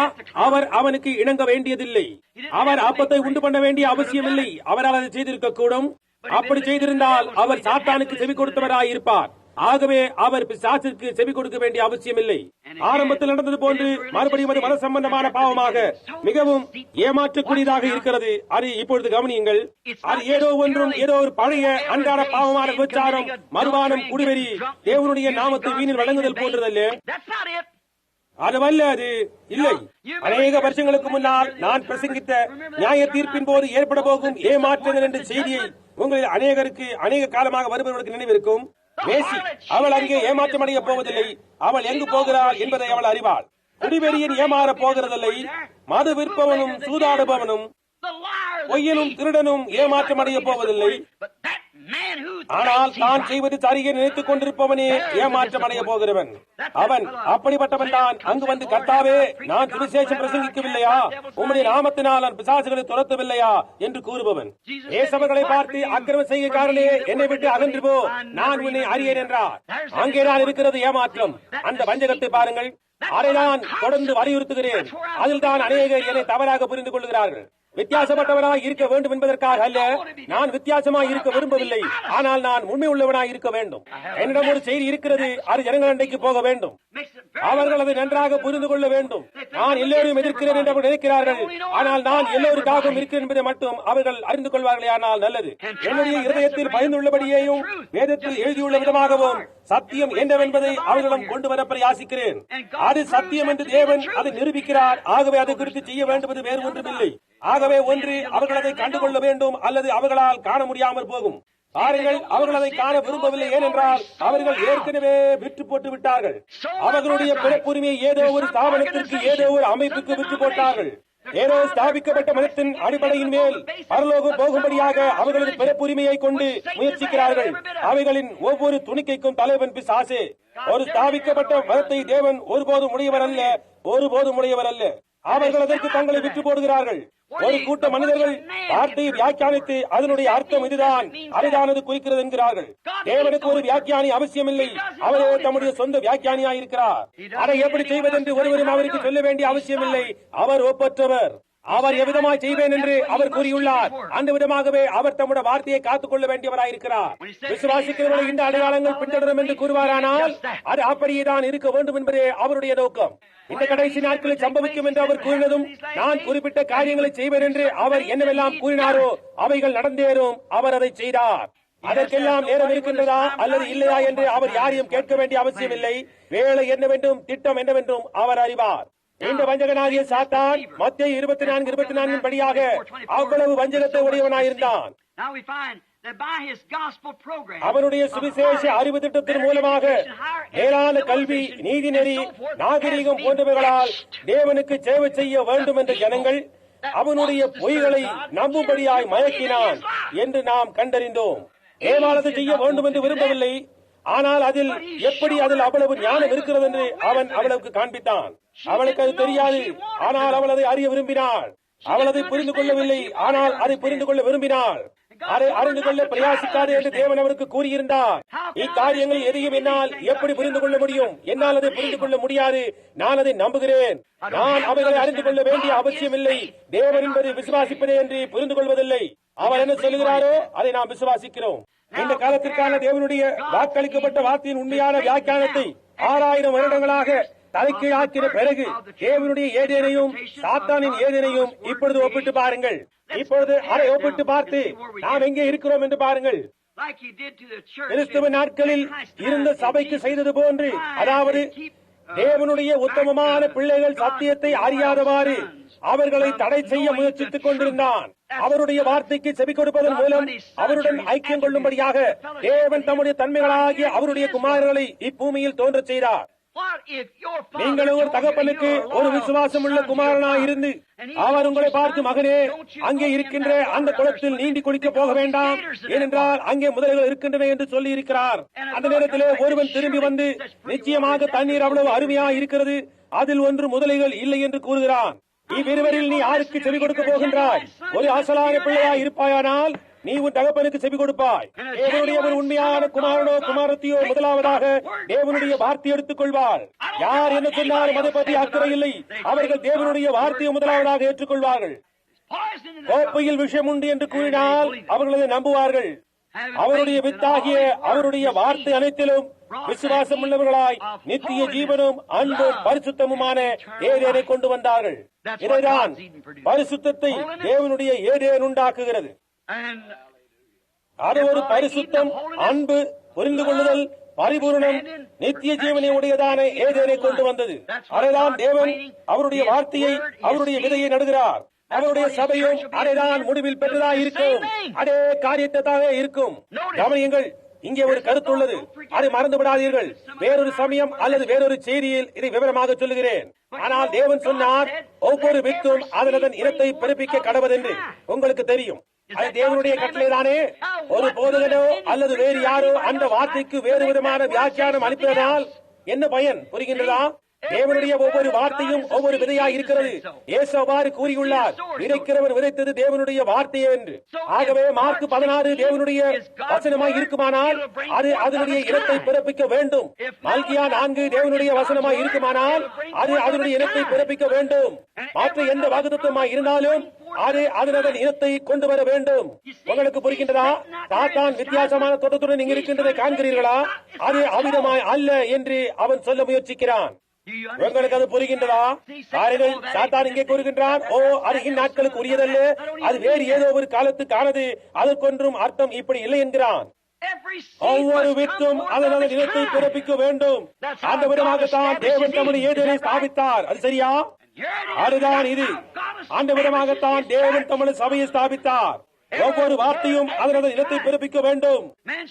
மனிதன் அப்பத்தினாலே மாத்திரமல்ல, தேவனுடைய வாயிலிருந்து புறப்பட்ட ஒவ்வொரு வார்த்தையினாலும் பிழைப்பான். புரிகின்றதா? பாருங்கள், சாத்தான் வேறு ஏதாவது ஒன்றை எடுத்துக் கொள்வான். ஆனால் தேவனோ ஒவ்வொரு வித்தும் அதனது இனத்தை பிறப்பிக்கும் என்றார். இந்த அடையாளங்கள் விசுவாசிக்கின்றவர்களை பின்தொடரும் என்று வாக்குத்தத்தம் கூறுகின்றது. இப்போது சபையான் சொல்லுகிறது, சபையை சேர்ந்து கொள்ளுங்கள், சபையின் பிரமாணங்களை மனப்பாடமாய் சொல்லுங்கள், மத கொள்கையை அறிந்து கொள்ளுங்கள் என்கிறது. முழு வேதாகமத்திலும் அப்படிப்பட்ட காரியங்களே கிடையாது. ஆனால் இயேசுவோ விசுவாசிக்கிறவர்களை இந்த அடையாளங்கள் பின்தொடரும் என்றார். என் நாமத்தினாலே பிசாசுகளை துரத்துவார்கள், அவர்கள் நவமான பாஷைகளை பேசுவார்கள், அவர்கள் சர்ப்பங்களை எடுப்பார்கள், அல்லது சாவுக்கு ஏதுவான யாதொன்றை குடித்தாலும் அது அவர்களை சேதப்படுத்தாது. வியாதியஸ்தர்கள் மேல் கைகளை வைத்தால் அவர்கள் சுகமடைவார்கள் என்று கூறியுள்ளார். இதை மறுப்பதற்கு மனிதன் யார்? எம்மாத்திரம்? புரிகின்றதா? ஒவ்வொரு வித்தும் அதனது இனத்தை முளைப்பிக்கும். நீ தேவனுடைய ஒரு வித்தாய், ஒரு தன்மையாய், ஒரு தேவகுமாரனாய் இருப்பாயானால் அப்பொழுது தேவனுடைய வார்த்தையானது உனக்குள்ளாக விதைக்கப்படும். புரிகின்றதா? அதன் பின்னர் நீ தேவனுடைய வார்த்தையை கேட்கும் போது என் ஆடுகள் என் சத்தத்திற்கு செவி கொடுக்கும், அந்நியனுக்கு பின் செல்லாது. உங்களுக்கு புரிகின்றதா? அப்படியானால் வருகின்ற ஒவ்வொரு வித்தும் அதனதன் இனத்தை பிறப்பிக்கும். ஒவ்வொரு வித்தும் அதனதன் இனத்தை முளைப்பிக்கின்றபடியினாலே அந்த ஏதேனில் மரணம் இல்லை என்பதை நாம் கண்டறிந்தோம். ஒரு ஏதேனிலும் அங்கே மரணம் இருக்க போவதில்லை. புரிகின்றதா? அங்கே தூய்மையும் பரிசுத்தமும் நித்திய ஜீவனும் தவிர வேறொன்றும் இருக்க போவதில்லை. தேவனுடைய வார்த்தை யாவற்றையும் அவிசுவாசிப்பதனால் சாத்தானின் ஏதேனில் பரிசுத்தமின்மையின் வித்தை கொண்டு வந்தது. இப்பூமியில் ஏதேனில் அந்திகிறிஸ்துவின் சிங்காசனத்தை சாத்தான் எடுத்துக்கொண்ட கட்டத்திற்குள் இப்பொழுது நாம் நுழைகின்றோம். அது ஒரு பாவத்தின் ஏதேனாய் தலைக்கீழ் ஆக்கப்பட்ட மார்க்கமாய் இருக்கிறது. அவன் என்றும் நான் தான் சாத்தான், நான் தான் மகத்தான தூதன் என்று சொல்லிக் கொண்டு வரவில்லை. இல்லை, அப்படியாய் சொல்லிக் கொண்டவன் வரவில்லை. ஆனால் தேவனுடைய வார்த்தையை தலைக்கீழாக்குவதன் மூலமாக வருகிறான். அந்த விதமாகத்தான் அவன் ஒவ்வொரு காலத்திலும் தன்னுடைய ராஜ்யத்தை கொண்டு வந்தான்.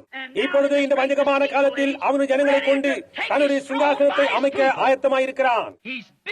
அவன் தனக்கொரு புத்தி கூர்மை உள்ள, கல்வி அறிவுள்ள, விஞ்ஞான ரீதியான ஏதேனை தனக்கு உண்டாக்கி கொண்டான். அது சரி. விஞ்ஞான அடிப்படையிலான பிரசங்கிமார்கள், விஞ்ஞான அடிப்படையிலான சபை, விஞ்ஞான அடிப்படையிலான வேத தத்துவம், எல்லா விஞ்ஞானமயம், எல்லா காரியங்களும் மனித அறிவை அடிப்படையாக கொண்டுள்ளது. முழு சபையும் மனித அறிவின் பேரில் கட்டப்பட்டிருக்கிறது. அது விசுவாசத்தின் மேல் கட்டப்படவில்லை. ஒரு சமயம் ஒரு மனிதனுடைய சபையில் கூட்டு நடத்த நான் சென்றிருந்தேன். அது மேற்கில் அமைந்துள்ள ஒரு மகத்தான அரங்கம். அவர் ஒரு அருமையான மனிதன். நான் பேசிக் கொண்டிருக்கின்ற காரியங்களை மறுப்பவர் இருந்தாலும் அவரை எனக்கு பிடிக்கும். அவர் ஒரு வயதானவர். அவருடைய சபையார்கள் வெளியே போன போது அந்த அரங்கம் சுமார் 6000 ஜனங்கள் உட்காரக்கூடியதொன்று. அந்த மத்தியானம் அவருடைய சபையார் சுமார் 1500 பேர்கள் இருக்கலாம். அவர்கள் கூட்டத்திற்கு வந்தபோது அவர்கள் அழகாக உடை உடுத்தி இருந்த அறிவு படைத்தவர்களாய் இருந்தார்கள். நான் அங்கேயே உட்கார்ந்து கொண்டு கவனித்துக் கொண்டிருந்தேன். அவர் ஒரு அருமையான பிரசங்கம் செய்தார். பிரசங்கம் நன்றாயிருந்தது. அதன் பின்பு கிறிஸ்துவை ஏற்றுக்கொள்ள யாருக்காவது விருப்பமா என்றார், கரங்களை உயர்த்துங்கள் என்றார். ஒருவரும் கை உயர்த்தவில்லை. முடிவிலே ஒரு ஸ்திரீ கை உயர்த்தினார். அவர் சரி, இப்பொழுது நீ ஒரு கிறிஸ்தவளாகிவிட்டாய் என்று சொல்லி அவளை ஞானஸ்தானத்துக்கு அனுப்பினார். அதன் பின்பு அவர் வெளியே போய் ஒரு குழந்தையை பிரதிஷ்டை செய்து ஒரு சிறு குழந்தையை முத்தமிட்டு அதற்கு ஒரு ஜெபம் செய்துவிட்டு கூட்டத்தை முடித்தார். அவருடைய கூட்டத்தார்கள் போன பிறகு அவர்கள் மேதைகளும் கல்விமான்களுமானவர்கள். அதன் பின்னர் அந்த மனிதனின் கரங்களை குறுக்குமாறு ஒரு பக்கமாக கர்த்தருடைய ஆசிகளை கூறி வழி அனுப்பும்படியாய் நின்று கொண்டிருந்தேன். நான் அப்படி செய்த பிறகு என்னுடைய கூட்டத்தார்கள் உள்ளே வந்தார்கள். அவருடைய கூட்டத்தார்கள் உள்ளே இருந்த மட்டில் என்னுடைய கூட்டத்தாரை உள்ளே அனுமதிக்கவில்லை. என்னுடைய கூட்டத்தார்கள் சக்கல நாற்காலிகளிலும் சுமந்து கொண்டு வருபவர்களும் சிந்தை கோளாறு உள்ளவர்களும் இப்படிப்பட்டவர்களுமாயிருந்தார்கள். வித்தியாசத்தை பார்த்தீர்களா? அதுதான் காரியம். அதை குறித்து தான் இப்பொழுது நான் பேசிக் கொண்டிருக்கிறேன். பாருங்கள், புரிகின்றதா? அது ஏதோ வித்தியாசமான காரியம். விஞ்ஞான அறிவின் மூலமாக உன்னால் ஒரு புரிந்து கொள்ளக்கூடிய சுவிசேஷத்தை உருவாக்க முடியும். இயேசு கிறிஸ்துவின் மேல் விசுவாசமாய் இருப்பவர்களுக்கு ஆக்கிர தீர்ப்பில்லை. பாருங்கள், ஆனால் இந்த அடையாளங்கள் விசுவாசிக்கிறவர்களை பின்தொடரும். பாருங்கள், இவைகளை அவள் சுவிசேஷத்தில் வைக்க மாட்டான். அவள் இயேசு கிறிஸ்துவின் மேல் விசுவாசமாய் இருந்தால் இந்த அடையாளங்கள் அவளை பின்தொடருமானால் அவள் ரட்சிக்கப்பட்டாள். என் வசனத்தை கேட்கிறவன் அது ஏதோ காரியம் அல்ல, காதுகளில் கேட்கின்றது அல்ல, ஆனால் அதை புரிந்து கொள்ளுதலாகும். யார் வேண்டுமானாலும் அதை கேட்கலாம். ஒரு விபச்சாரியும் கூட அதை காதால் கேட்டுவிட்டு பின்னர் விபச்சாரியாகவே இருக்கலாம். புரிகின்றதா? ஒரு குடியன் அதை காதால் கேட்கலாம். ஒரு பொய்யன் அதை காதால் கேட்டு பொய்யனாகவே இருக்கலாம். ஆனால் என் வார்த்தைகளை புரிந்து கொண்டு என்னை அனுப்பினவரை விசுவாசிக்கிறவனுக்கு நித்திய ஜீவன் உண்டு. அங்கேதான் காரியம். பாருங்கள், தேவனால் முன்குறிக்கப்பட்டிருந்தால் ஒழிய எந்த ஒரு மனிதனாலும் அதை செய்ய முடியாது. இயேசு சொன்னார், என் பிதா ஒருவனை எடுத்துக் கொள்ளாவிட்டால் அவன் என்னிடத்தில் வர மாட்டான் என்று. ஆமென். இவையாவும் அவருடைய மகத்தான ஆளுகைக்குள்ளும் தேவனுடைய முன்னறிவிலும் இருக்கிறது. அவர் தனித்து வாசம் பண்ணுகிறார். அவர் என்ன செய்ய வேண்டும் என்று யாரும் சொல்ல வேண்டிய அவசியமில்லை. தேவனுடைய வார்த்தையை முழுவதுமாக விசுவாசியாத காரணத்தால் ஒரு அவிசுவாசத்தின் பாவமின்மையின் பாவத்தின் வெறுப்பின் வித்தை கொண்டு வந்தது. பாவம் நிறைந்த இந்த அறிவு பெருத்த சபை காலத்திற்குள் நித்திய மரணமானது இருக்கின்றது. இப்பொழுது உங்களுக்கு புரிகின்றதா? இப்படிப்பட்டதான இந்த நாட்களில் முழு உலகமும் பக்தியில் இருக்கிறது. உங்களுக்கு தெரியுமா? முழு உலகமும் பக்தியா இருக்கிறது. ஒவ்வொரு மூலையிலும் பெரிய பெரிய ஆலயங்கள் கொண்டது இந்த பக்தியான காலம். இந்த காரியங்கள் யாவும் சாத்தானை ஆராதிப்பதில் முடிவடைகிறது. இதோ அது சரியாக இங்கே வேதத்தில் இருக்கிறது. அது சரி. மனித ஞானத்தினான இந்த வேதாகம கல்லூரிகள் நன்றாக பேசவும் என்ன செய்ய வேண்டும் என்றும் எப்படி உணர்ச்சிகளை எழுப்ப வேண்டும் என்றும் பயிற்சிவித்து சகலமும் மனோதத்துவ ரீதியில் மனிதர்களின் சிந்தையுடன் எப்படி செயல்பட வேண்டும் என்று பயிற்சி அளித்து ஒரு அறிவு படைத்த ஒருவனை கொண்டு வந்தது. பாருங்கள், தேவனுடைய ஆவி என்பது ஒன்றும் பள்ளிக்கூடத்தில் கற்றுக் கொடுக்கக்கூடிய ஒன்றல்ல. அது சர்வ வல்லமை உள்ள தேவனுடைய கரத்தால் உனக்குள்ளாக முன்குறிக்கப்பட்டதுமான ஒன்றாயிருக்கிறது. உன்னுடைய அனுபவமானது கற்றுக் கொடுக்கக்கூடியதும் போதிக்கக்கூடியமானதும் ஒன்றல்ல. அது தேவனுடைய கரத்தினால் முன்குறிக்கப்பட்டு தேவனுடைய முன்னறிவினால் உனக்குள் வைக்கப்பட்டதாக இருக்கிறது. அது சரி. இப்பொழுது நாம் ஜீவிக்கின்றதான இந்த மகத்தான ஏதேனை, சபை உலகின் ஏதேனை அவன் கொண்டு வந்தான். அவர்கள் யாவரும் அந்த உலக சபை ஆலோசனை சங்கத்தில் இணைந்து உலக சபையை உருவாக்கப் போகிறார்கள். இவைகள் எல்லாம் ஒரே தலைமையின் கீழ் வருகின்றது. அங்கேதான் சரியாக சாத்தான் சிங்காசனத்தில் அமரப் போகிறான். அவள் அதற்குள்ளாக போவதற்கு முன்பாகவே மனவாட்டியை பிடிக்கத்தக்கதான கடைசி அழைப்பு போய்கொண்டிருக்கிறது. ஒரு முறை அதற்குள் செல்வோம் என்றால் போதும், அவள் மிருகத்தின் முத்திரையை தரித்துக் கொண்டு ஆக்கணிக்குள்ளாகிறாள். அதனின்று அவளால் வெளியேற முடியாது. அக்காரணத்தை நிமித்தமாகத்தான் அவளுக்குள் நுழைவதற்கு முன்னதாகவே என் ஜனங்களே அவளை விட்டு வெளியே வாருங்கள் என்கிறேன். புரிகின்றதா? அவர்கள் மத்தியிலிருந்து வெளியே வந்து வேறு விருந்திருங்கள் என்று சொல்லுகிறேன். இப்பொழுது இந்த ஏதேனில் வெறுப்பு, மரணம், தேவனிடமிருந்து நித்தியமான பிரிவினை, இச்சை, அருவருப்பு, முறைகேடுகள் இருக்கின்றது. எவ்விதம்? தவறான வித்து விதைத்ததினால். பெந்தேகோஸ்தே சகோதரரை நான் சந்திப்பதற்கு முன்பாக நான் கண்ட தரிசனம் நினைவிற்கு வருகிறது. அந்த தரிசனத்தில் ஒரு வெண்முடை தரித்தவன் உலகத்தை சுற்றி விதைத்து வருகிறானே, அந்த தரிசனம் நான் அநேக முறை சொல்லி இருக்கிறேன். அவனுக்கு பின்னாக இன்னொருவன் வந்து முரண்பாட்டான விட்டு விதைத்துக் கொண்டு வந்தான். ஆனால் அதை ஏறத்தாழ ஏதேன் தோட்டத்தில் ஏவாளிடத்திலேயே வெற்றி சிறந்தான். ஏவாளுக்கு பாவத்தின் பேரில் உள்ள இச்சையின் விளைவாக அப்படி நேர்ந்தது. ஏவாள் அறிவை இச்சித்தது அப்பொழுது பாவமாயிருந்தது. இப்பொழுது நாம் அறிவை PhD LLD பட்டம் பெற வேண்டும் என்று விரும்பும் போது, இச்சிக்கும் போது அப்படி செய்வது பாவமாயிருக்கிறது. நான் சொல்வது ஒரு கால் கடுமையாயிருக்கலாம், ஆனால் அது உண்மை. அது எவ்வளவுதான் கடுமையாய் இருந்தாலும் சரி, அது இன்னமும் உண்மையாய் இருக்கிறது. பாருங்கள், அறிவையும் புரிந்து கொள்ளுதலையும் இச்சிப்பது. அதன் காரியம் என்னவென்றால், இந்நாட்களில் நாம் தேவனுடைய வார்த்தையை ஜனங்களின் இருதயத்தில் நிலைநிறுத்த முயற்சிப்பதில்லை, நம்மை நாம் நிலைநிறுத்தவே பிரயாசிக்கிறோம். சபைகள் அவர்களின் சபை கோட்பாட்டை ஜனங்களின் இருதயங்களை நிலைநிறுத்த முயற்சிக்கிறார்கள். நாமோ தேவனுடைய வார்த்தையை நிலைநிறுத்த கட்டளையிடப்பட்டிருக்கிறோம். பவுல் இவ்விதமாக கூறியுள்ளார், உங்கள் விசுவாசம் மனுஷனுடைய ஞானத்தில் நிற்கும்படிக்கு மனுஷனுடைய நயவசனிப்பான வார்த்தைகளோடு வரவில்லை, ஆனால் நான் உங்களிடத்தில் வல்லமையோடு வருகிறேன். உங்களுடைய விசுவாசம் தேவனில் நிலைக்கும்படியாய் பரிசுத்தாவின் கிரியைகளோடு வருகிறேன் என்றார். அங்கேதான் விஷயம். மனுஷர் தங்களை நிலைநாட்டிக் கொள்ள விரும்புகிறார்கள். தேவன் ஒரு மனிதனுக்கு எதையாவது செய்து அவனை வெளியே அனுப்பட்டும், உடனே எல்லாரும் அவனை போலவே செய்ய முயற்சிக்கின்றதை நீங்கள் காணலாம். அவர்கள் தங்களை தாங்களே நிலைநிறுத்திக் கொள்ள முயற்சிக்கிறார்கள். ஒவ்வொரு மனிதனும் நான் இதை செய்தேன், நான் என்னுடைய ஸ்தாபனம் இதை நான் என்று தங்களை நிலைநிறுத்திக் கொள்கிறார்கள். நாம் எதை குறித்து பிரசங்கிக்கிறோம்? நம்மை குறித்தா அல்லது தேவனுடைய ராஜ்யத்தை குறித்தா? தேவனுடைய வார்த்தையை நிலைநிறுத்துங்கள். அவிசுவாசத்தை வெளியே எடுத்து போட்டு தேவனுடைய ராஜ்யத்தை ஒரு மனிதனுடைய இருதயத்தில் நிலைநிறுத்துங்கள். தேவன் ஒரு மனிதனை அதற்கென்று கொண்டிருந்தால் ஒழிய தேவனுடைய ராஜ்யத்தை ஒரு மனிதனுடைய இருதயத்தில் நிலைநிறுத்த முடியாது. அவனை நிலைநிறுத்த முடியாது. நினைவிருக்கட்டும், வஞ்சிக்கத்தக்கதான பகுதி மனிதன் அதை தான் சரியானது என்கிறான். மனுஷனுக்கு செம்மையாய் தோன்றுகிற வழியுண்டு. கல்வி அறிவு படைத்த ஒவ்வொருவனுக்கும் செம்மையாய் தோன்றுகிறது. சில ஞாயிற்றுக்கிழமைகளுக்கு முன்பாக நான் சொன்னது போன்று, என்னுடைய மரித்துக் கொண்டிருக்கும் குழந்தையின் பக்கத்தில் நான் நின்று கொண்டிருக்கும் போது சாத்தான் அங்கே நின்று கொண்டு இவ்விதமாய் கூறினான், அதோ உன்னுடைய தகப்பனார் அங்கே இருக்கிறார், அன்று இரவில் உன் கரத்தில் இருக்கும் போதே மரித்து போனார். அதோ உன் மனைவி சபைக்கிடங்கில் இருக்கிறார், இதோ உன் குழந்தை மரிக்க போகின்றது, அவர் உனக்கு பதிலளிக்க வேண்டும் என்று கேட்கின்றாய். அவர் உனக்கு முன்பாக ஒரு திரையை போட்டு விட்டார். இன்னமும் அவர் ஒரு நல்ல தேவன், அவர் ஒரு சுகமளிக்க வேண்டும் நீ இன்னமும் சொல்லுகின்றாய். நீ சொல்வதெல்லாம் சரியானது என்பதற்காக நீ நிற்கின்றாய். நீ நினைப்பது தவறு என்றான். எல்லா விவாதமும் எல்லா மனித சிந்தனைகளும் அவன் சொல்வது சரி என்று ஒப்புக்கொள்கிறது. அவன் சொல்வது அந்த அளவிற்கு சரியாக இருக்கின்றது. இந்த விதமாகத்தான் அவன் தேவனுடன் பேசும்போதும் சரியாய் காணப்பட்டான். உன்னுடைய கண்கள் திறக்கப்படும், நீ நன்மை தீமை என்னதென்று அறிந்து கொள்வாய். அந்த விதமாய்தான் நீ தேவர்களை போன்று இருப்பாய். தவறானதிலிருந்து சரியானதை அறிந்து கொள்ளுதல். ஏனென்றால் அவர்கள் தங்களை தாங்களே காணும்படியாய் தேவன் அனுமதிக்கவில்லை, அதாவது தாங்கள் நிர்வாணிகள் என்பதை அறிந்து கொள்ளுதலை. ஆகவே தவறிலிருந்து சரியானதை அறிந்து கொள்வோம் என்பதை அவர்கள் அறிந்திருந்தார்கள். அவன் சொன்னது சரிதான்.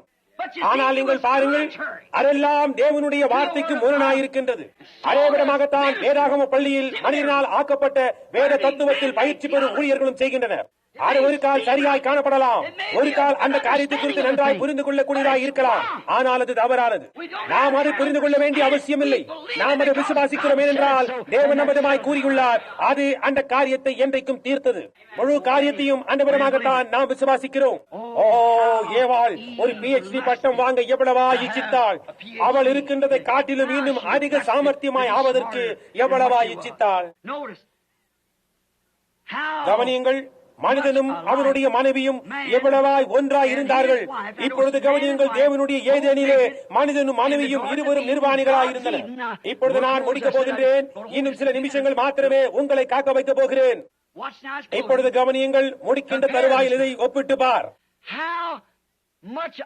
ஒரு துண்டு துணி கூட தங்கள் மேல் இல்லாமல் தேவனுடைய ஏதேன் தோட்டத்தில் மனிதனும் அவன் மனைவியும் எவ்வளவாய் ஒன்றாய் இருந்தார்கள். ஆனாலும் நிர்வாணிகள் என்று அறியாதிருந்தார்கள். ஏன் அவர்களால் தாங்கள் நிர்வாணிகள் என்று அறிய முடியாமற் போனது? ஏனென்றால் அவர்களுடைய நிர்வாகத்தின் புலன்களுக்கு அவர்கள் பரிசுத்த ஆவியானவரின் பரிசுத்த திரையால் திரையிடப்பட்டிருந்தார்கள். அவர்களால் ஒருவரை ஒருவர் நோக்கி பார்க்க முடிந்தது. ஆனால் அவர்கள் நிர்வாணிகள் என்று அறியாதிருந்தார்கள். அவர்கள் பரிசுத்த ஆவியானவரின் பரிசுத்தம் என்னும் திரையினால் திரையிடப்பட்டிருந்தார்கள். அவர்கள் திரையிடப்பட்டிருந்தார்கள்.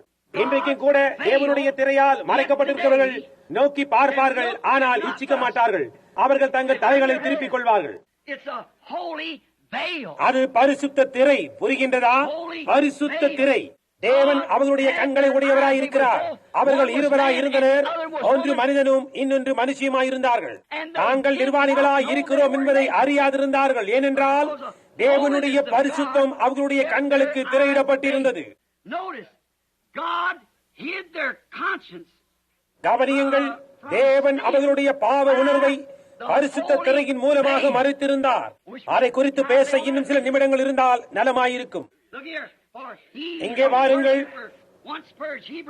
ஏனென்றால் அவன் தொழுது கொள்ளுகிறவன் ஒரு முறை சுத்திகரிக்கப்பட்டால் அவனுக்கு பாவத்தின் பேரில் வாஞ்சை இருக்காது. பாவமானது அவனிடத்திலிருந்து நீக்கப்பட்டாயிற்று. யாரோ சகோதரர் நெவிலிடம் இவ்வாறு கேட்டிருக்கலாம். ஏனென்றால் அவர் இக்காலையில் நான் பரிசுத்த ஆவியை குறித்து ஏன் பிரசங்கிக்கவில்லை என்று கூற கேட்டேன். நான் ஏன் இதை செய்யவில்லை? அதற்கு இதுதான் பதில். பரிசுத்த ஆவி என்பது உனக்குள் இருக்கும் கிரியையாகும். அது ஒரு ஜீவனாயிருக்கிறது, ஒரு உணர்ச்சி வசப்படுதல் அல்ல, ஏதோ மாமிச பிரகாரமாக காணப்படும் ஒரு அத்தாட்சி அல்ல. ஆனால் அது இயேசு கிறிஸ்து ஆகிய ஒரு நபர். இந்த காலத்துக்குரிய ஒவ்வொரு வார்த்தையையும் உயிர்ப்பிக்க உன்னுடைய இருதயத்தில் நிலைநாட்டப்பட்ட தேவனுடைய வார்த்தையாயிருக்கிறது. சரியா? பரிசுத்த ஆவியை கிரியையில் கவனியுங்கள். அதிகமான வெளிப்படையான செயல்களில் அல்ல, ஆனால் வார்த்தையின்படியாய் அது கிரியை செய்வதாகும். கவனியுங்கள், தேவனுடைய பரிசுத்த வார்த்தையினுடைய பரிசுத்த ஆவியானவர் ஒரு ஆணையும் ஒரு பெண்ணையும் நிர்வாணமாக வைத்து அதை அவர்கள் அறிந்திராதபடி செய்தது. எவ்வளவு அழகாக இருக்கின்றது! வார்த்தையினுடைய ஜீவன், வித்து, வார்த்தை. தேவன் சொன்னார், அங்கே தோட்டத்தின் மத்தியிலே ஒரு விருட்சம் இருக்கிறது. ஸ்திரீயானவள் தோட்டத்தின் மத்தியிலே அந்த விருட்சம் இருந்தது. அதை நீ தொடக்கூட செய்யாதே, ஏனென்றால் நீ அதை புசிக்கும் நாளில் சாகவே சாவா என்று. அவர்கள் அதனின்று பரிசுத்த திரையிடப்பட்டிருந்தனர். அதை குறித்து ஒன்றும் அறியாதிருந்தார்கள். அதை தொடுவதற்கு பயந்தார்கள். அவர்கள் பரிசுத்த திரையால் மறைக்கப்பட்டிருந்தார்கள். அவர்கள் தேவனுடைய பட்சத்தில் பாதுகாவலாய் இருந்தார்கள். அவர்கள் ஜீவனோடு இருந்தார்கள். அவர்களை சுற்றிலும் மரணம் இல்லாதிருந்தது. அல்லேலூயா! அவர்கள் ஒருவருக்கொருவர் பேரில் பரிபூர்ண அன்பை உடையவர்களாய் இருந்தார்கள். என்றென்றைக்குமாய் பரிபூர்ண ஜீவனை உடையவர்களாய் இருந்தார்கள். அவர்களிடம் பரிபூர்ண அன்பு, தேவனுடைய அன்பின் பரிபூர்ண புரிந்து கொள்ளுதலை உடையவர்களாயிருந்தார்கள். அவர்களிடம் தேவனுடைய வார்த்தை இருந்தது. அதை காத்துக் கொண்டனர். அவர்கள் ஜீவனுடனும் தங்களை சுற்றிலும் மரணம் இல்லாமலும் தேவனுடைய ஏதேனிலே பாதுகாவலாயிருந்தார்கள். வேத தத்துவமாகிய அவனுடைய சுவிசேஷத்திற்கு ஏவாளை செவி கொடுக்கும்படி செய்தான். அறிவின் சுவிசேஷம், உயர்ந்த பள்ளி, உயர்ந்த நெறிமுறைகள், மேலான நாகரீகம், உயர்ந்த கல்வி போன்றவைகள். பின்னர் அவளை ஒரு நிமிடம் நிற்கும்படியாய் செய்து அவன் கூறுவதை கேட்கும்படியாய் செய்தான். அவனுடைய விவாதத்திற்கு அதை தூக்கி எறியும்படியாய் நமக்கு கட்டளையிடப்பட்டுள்ளது. இப்பொழுது இங்கே பாருங்கள், சபை என்பது இன்னினதுதான். அதிக காலமாக அது ஸ்தாபிக்கப்பட்டுள்ளது. தேசத்தில் உள்ள மிக பழைய சபைகளில் நமது ஒன்றாகும். இந்த பட்டணத்தின் மேயர் அங்குதான் போகிறார். அது என்னவாயிருந்தாலும் சரி, எனக்கு அக்கறை இல்லை. புரிகின்றதா? அது தேவனுடைய வார்த்தைக்கு எதிராயுள்ளது என்றால் அதை எதிர்த்து நில். அது உன்னுடைய எதிராளி. வார்த்தைக்கு எதிராய் இருக்கின்ற எதுவும் உனக்கு எதிராளி. வார்த்தையின் சார்பில் உள்ள எல்லா காரியமும் உன்னுடைய சகோதரனாய் இருக்கிறது. அவன் உன்னில் ஒரு பகுதியாயிருக்கிறான். கவனியுங்கள், உண்மையிலேயே இனச்சேர்க்கை என்னவென்று அறிய அவள் பரிசுத்த திரையை நீக்கிவிட்டாள். அதை ஒத்து பாருங்கள், இச்சையானது உண்மையாகவே என்ன செய்யும் என்று. அவளுடைய கண்களில் இருந்த அந்த திரையை பிடுங்கி எறிந்தாள். அவளுடைய கண்களுக்கு மேலாக தேவன் அந்த பரிசுத்த திரையை வைத்திருந்தார். அதெல்லாம் என்னவென்று அறிந்து கொள்ள வேண்டும் என்ற அறிவு அவளுக்கு அவசியமாயிருந்தது. ஆகவே அவள் அதெல்லாமும் என்னவென்று காணும்படியாக அந்த திரையை நீக்கி போட்டாள். அவள் பிசாசிற்கு செவி கொடுத்தாள். கவனியுங்கள், அவளை எந்த ஸ்தானத்திலே அது வைத்ததென்று. ஒவ்வொரு காலத்திலும் அவர்கள் அதையே செய்தார்கள். எப்பொழுதும் மனித அறிவின் பக்கமாய் சார்ந்திருந்தனர். இப்பொழுதோ மனித அறிவினாலான ஒரு சாத்தானின் ராஜ்யம் கட்டப்பட்டுள்ளது. அவன் விதைத்ததான அவனுடைய விதை அதுதான். அவன் உலகத்தை ஒரு மரண ஏதேனுக்குள் கொண்டு சென்றான். இப்பொழுது வெளிப்படுத்தல் 3 கவனியுங்கள். லவோதிக்கேயாவின் சபை காலத்தை கவனியுங்கள். அது உங்களுடைய சிந்தையில் இருக்கிறது நினைக்கிறீர்களா? இப்பொழுது கவனியுங்கள். ஏவாளாகிய அவள் சாத்தானின் ராணியாயிருந்தாள். சாத்தானாகிய இந்த சர்ப்பம் ஆதாம் அவளை அடைய முன்னர் அவன் அவளை அடைந்தான். பாருங்கள், அது உண்மை. So he ஆகவே beguiled. அவன் அவளை வஞ்சித்தான். ஆக சாத்தானாகி அந்த சர்ப்பம் ஆதாம் அவளை அறியும் முன்னே அவளுடைய புருஷனாய் இருந்தது. பாருங்கள், அவன் அவளை வஞ்சித்து போட்டான். அவன் செய்தான் என்று வேதம் கூறுகின்றது. அதன் பிறகுதான் நிர்வாணியாய் இருக்கிறதை அவள் அறிந்தாள். புரிகின்றதா? Now, இப்பொழுது லவோதிக்கேயா சபையின் காலத்தை நோக்குங்கள். ஏவாளாகி அவள் சாத்தானின் ராணியாக வீற்றிருக்கின்றாள். உலக காரியங்களிலும் ஐஸ்வர்யம் உள்ளவளாயும் குருடாயும் நிர்வாணமாயும் இருந்து கொண்டு அதை அறியாதிருக்கிறாள். சரியாக தேவனின் ஏதேனில் இருந்தது போலவே. ஆனால் இப்பொழுது பரிசுத்த திரையானது அவள் மேல் இருக்கிறது என்ற காரணத்தினால் அல்ல, ஆனால் இச்சையின் திரை அவள் மேல் இருக்கிறது. தேவனுடைய பரிசுத்த திரையை அவள் நீக்கிவிட்டு இச்சிப்பதற்காக மனித அறிவின் திரையை போட்டுக் கொண்டாள். இப்பொழுதோ அவளுக்கு ஒரு இச்சையின் திரை இருக்கிறது. அது அவள் பாவமாய் இருக்கிறதை காணக்கூடாதபடி செய்கிறது. அவள் வீதியிலே நிர்வாணமாய் தெரிகிறாள், ஆனால் அதை அறியாதிருக்கிறாள். அவள் வீதியிலே ஒரு விபச்சாரியாயிருக்கிறாள். இந்த அரைக்கால் சட்டையை அணிந்திருக்கின்ற பெண்கள் தேவனுடைய பார்வையில் விபச்சாரிகளாய் இருக்கிறார்கள், ஆனால் அதை அறியாதிருக்கிறார்கள். கவனியுங்கள், நமது பெண்களை எடுத்துக் கொள்ளுங்கள். இப்பொழுது சபையானது எந்த நிலைமையில் இருக்கிறது என்று அறிந்து கொள்ள வேண்டுமா? பெண்கள் நடந்து கொள்கிற விதத்தை பாருங்கள். அவள் எப்பொழுதும் சபைக்கு பிரதிநிதித்துவமாயிருக்கிறாள். அவிசுவாசமும் பாவமுமான சாத்தானின் ஏதேனில் ஒரு மார்க்க சம்பந்தமான புரட்டல், நெறித்தவறிய ராஜ்யம். தேவனுடைய வார்த்தை எடுத்துக் கொள்வதற்கு பதிலாக மனிதன் அறிவினாலான உபதேசங்களை எடுத்துக் கொண்டனர்.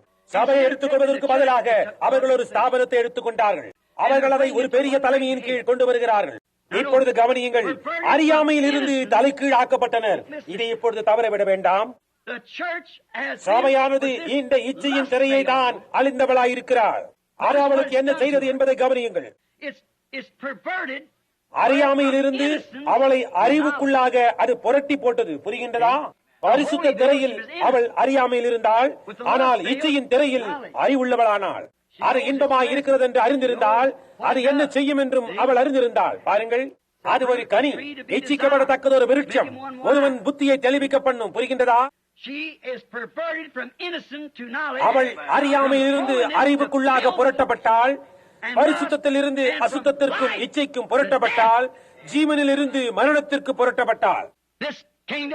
இந்த ராஜ்யம் மறிக்கத்தான் வேண்டும். இந்த ராஜ்யம் மறித்து போகும். பரலோகத்தின் தேவன் தாமே அதை பூமியின் மேல் இராதபடி அழித்து போடுவார். கவனியுங்கள், இந்த புரட்டலில் மனிதனிலிருந்து ஸ்திரீயாகவும் ஸ்திரீயிலிருந்து மனிதனாகவும் ஆனார்கள், ஆனால் அதை அறியாதிருக்கிறார்கள். ஒரு அருமையான நல்ல சாத்தானின் ஏதேனின் சரக்கு இன்றைய வீதியில் செல்லும் நம்முடைய நவீன ஜனங்களில். கவனியுங்கள், அவளுடைய இச்சையின் சக்தியினால் ஆதாமை பாவத்தில் விழும்படியாய் செய்ய சாத்தான் ஏவாளை உபயோகப்படுத்தினான். இப்பொழுதும் அதேதான், இன்றைக்கும் அதே காரியத்தை தான் செய்கிறான். கவனியுங்கள், தலைமயிரை கத்தரித்துக் கொள்ளுதல், வர்ணம் தீட்டின முகம், இச்சிக்கத்தக்கதான ஆடை. புரிகின்றதா? அவள் அவைகளை செய்கிறாள், ஆனால் அவள் செய்கின்ற ஒவ்வொன்றும் தேவனுடைய வார்த்தைக்கு முரணாய் இருக்கிறது என்பதை அறியாதவளாயிருக்கிறாள். அவளுடைய தலைமயிரை வெட்டிக் கொள்ளுதல் அவளை ஒரு கனவீனமான ஸ்திரீயாக, ஒரு விபச்சாரியாக ஆக்குகிறது. அரைக்காசத்தை அணிந்து கொள்ளுதல் அவளை கனவீனத்திற்குள் ஆக்குகிறது. இச்சையை உண்டு பண்ணத்தக்க ஆடைகளை அணிந்து கொள்ளுதல் அவளை ஒரு விபச்சாரியாக ஆக்குகிறது, ஆனால் அவள் அதை அறியாதவளாயிருக்கிறாள். தேவனுடைய பரிசுத்தத்தின் காரணமாய் அப்படி செய்யவில்லை, சாத்தானின் இச்சையின் காரணமாக அப்படி செய்கிறாள்.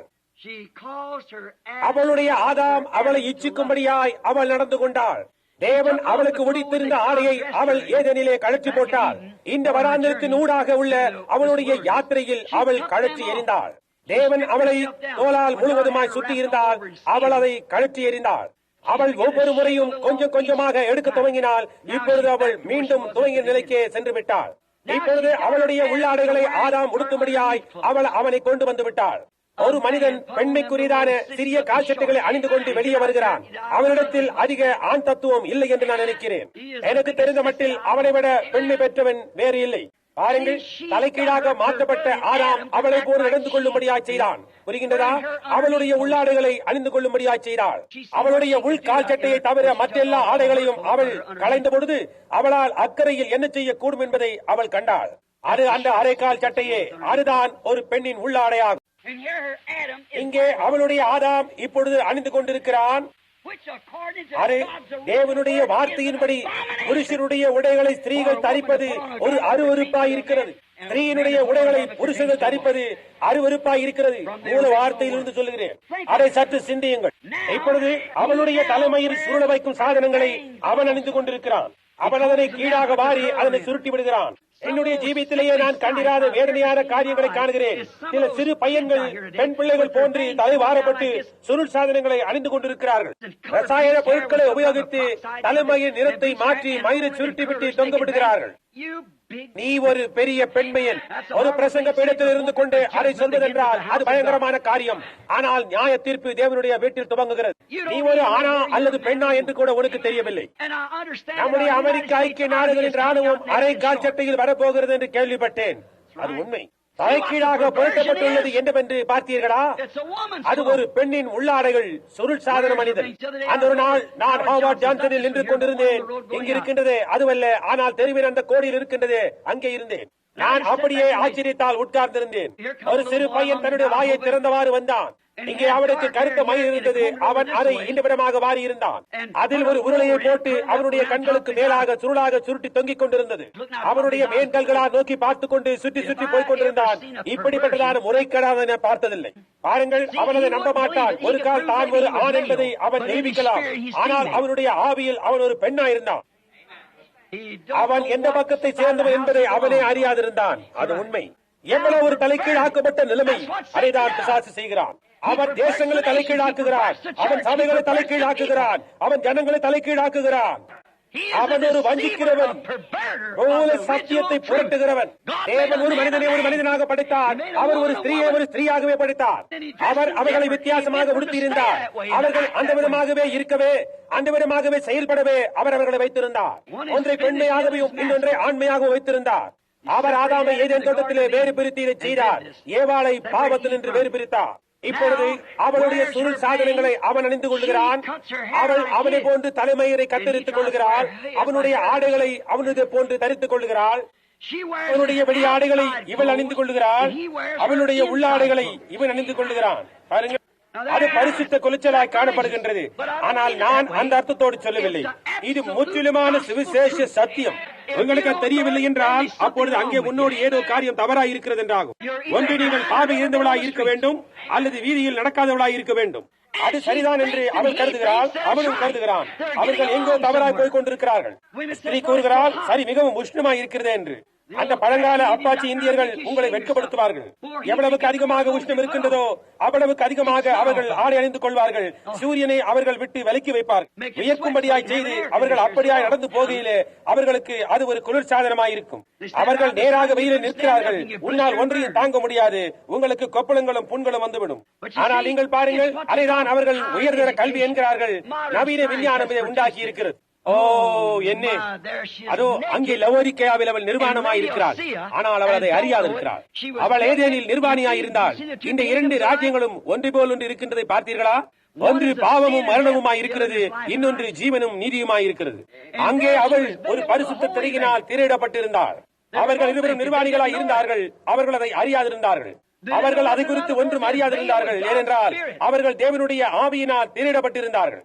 இங்கே இவர்கள் இச்சையினால் திரையிடப்பட்டிருக்கிறார்கள். இவர்கள் ஒருவரை ஒருவர் நோக்குகிறார்கள். பாருங்கள், ஆதாமால் ஏவாளை நோக்கி பார்த்து அவள் நிர்வாணி என்று அறியாதிருந்தான். ஆனால் இப்பொழுதோ இச்சையினால் ஆன நிறையினால் அவள் நிர்வாணியா இருக்கிறதை உணராமல் இருக்கிறாள். ஆனால் அவள் இந்த இச்சையினால் ஆன திரையின் கீழ் மனிதன் தன்னை நோக்கு பார்க்கும்படியாக செய்கிறாள். அவளால் செய்யக்கூடியதான ஒரே ஒரு காரியம் அதுதான்.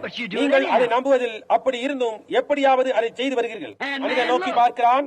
உன்னிடத்தில் அவ்வளவு வசீகரம் இருக்கிறது என்று அவன் கண்டுகொண்டு அவன் உன்னை சுற்றி வந்து உன்னுடைய சில ஆடைகளை அவன் அணிந்து கொள்ளுகிறான். ஓ, என்னே புரட்டல், என்னே ஒரு காலம், என்னே ஒரு நேரம். அது எவ்வளவு வஞ்சகமாக இருக்கிறது. ஓ, இந்த காரியங்கள் எல்லாம் இருக்கின்றது. ஆனால் அதை அறியாதிருக்கிறார்கள். ஒரு பரிபூர்ண தலைகீழ் ஆக்கப்பட்ட ஆவிதான் மனிதனுக்குள் இருக்கின்றது. அவன் சாத்தானின் நிச்சயிலிருந்து திரையிடப்பட்டிருக்கிறான். ஸ்திரீயும் கூட திரையிடப்பட்டிருக்கிறார். அது ஒரு மகத்தான சமுதாயத்தின் பிசாசினால் ஆன ஆவியாய் இருக்கிறது. பாருங்கள், அவர்களுக்கு அது தெரியாது. ஆனால் அவர்கள் ஒரு ஸ்தாபனமாய் இருக்கிறார்கள். அரைக்காச்சட்டை அணிந்த பெண்கள் ஸ்தாபனங்களை சேர்ந்தவர்களாய் இருக்கிறார்கள். அந்த விதமாக உடுத்துகிற மனிதர்கள் ஸ்தாபனங்களை சேர்ந்தவர்களாய் இருக்கிறார்கள். அதனுடைய சுருக்கத்தை நான் உங்களுக்கு கொடுக்கிறேன். பேசாசா, பெரிய சகோதரிகளின் சமுதாயம்.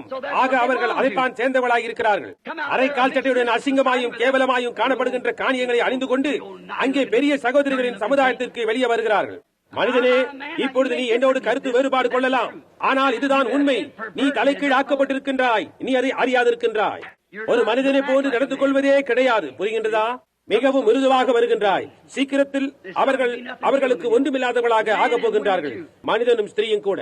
அவர்கள் ஒரு சமுதாயமாய் இருக்கிறார்கள். அவர்கள் ஒரு ஸ்தாபனமாய் இருக்கிறார்கள். ஏன் அடுத்த வீட்டு ஜான் அரை கால் சட்டை அணிகிறான்? நான் ஏன் அணியக்கூடாது? நான் இதை அணிந்து கொள்ள வேண்டும் என்று லூலா விரும்புகிறாள். ஏனென்றால் அடுத்த வீட்டில் உள்ள ஜான் அதை உடுத்துகிறான். சரி, சூசி ஜேனினால் அதை அணிந்து கொள்ள கூடுமானால் அதே விதமாக மார்த்தா ஜோனும் அணியலாம், அல்லது சூசி லோ, அல்லது அவள் என்னவோ. அது புரிகின்றதா? அது ஒரு சமுதாயம், அது ஒரு ஸ்தாபனம். நீ ஆவிக்குரிய பிரகாரமாக அதை சேர்ந்தவனாய் இருக்கின்றாய், அதை அறியாமல் இருக்கின்றாய். அது அப்படியா இருக்குமானால் நாம் அதை அவிடமாய் காண்கிறோம். ஆகவே நீ குருடாய் இருக்கின்றாய். சாத்தான் உங்களை வஞ்சகமாய் கொண்டு போய் நுழைத்ததான கட்டப்பட்ட ஸ்தாபனங்களுக்கு நீங்கள் குருடராய் இருக்கிறீர்கள். தேவனுடைய மூல வார்த்தை, அவருடைய ராஜ்யம், அவருடைய பிள்ளைகளுக்கான திட்டம், இவைகளில் தலைக்கீழாததாய் இருக்கிறது. பிசாசு வஞ்சகமாய் ஆண்களையும் பெண்களையும் இதில் நுழைத்து விட்டார்கள். அது தலைக்கீழ் ஆக்கப்பட்டது என்று அவர்கள் அறியாதிருக்கிறார்கள். இனி அவர்கள் தேவபுத்திரர் அல்லவே.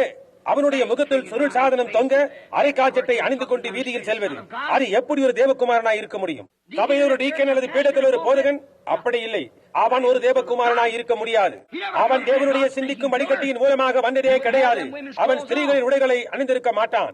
அவன் அப்படி செய்திருக்கவே மாட்டான். அவளும் கூட ஆண்களின் ஆடைகளை அணிந்திருக்க மாட்டாள். புரிகின்றதா?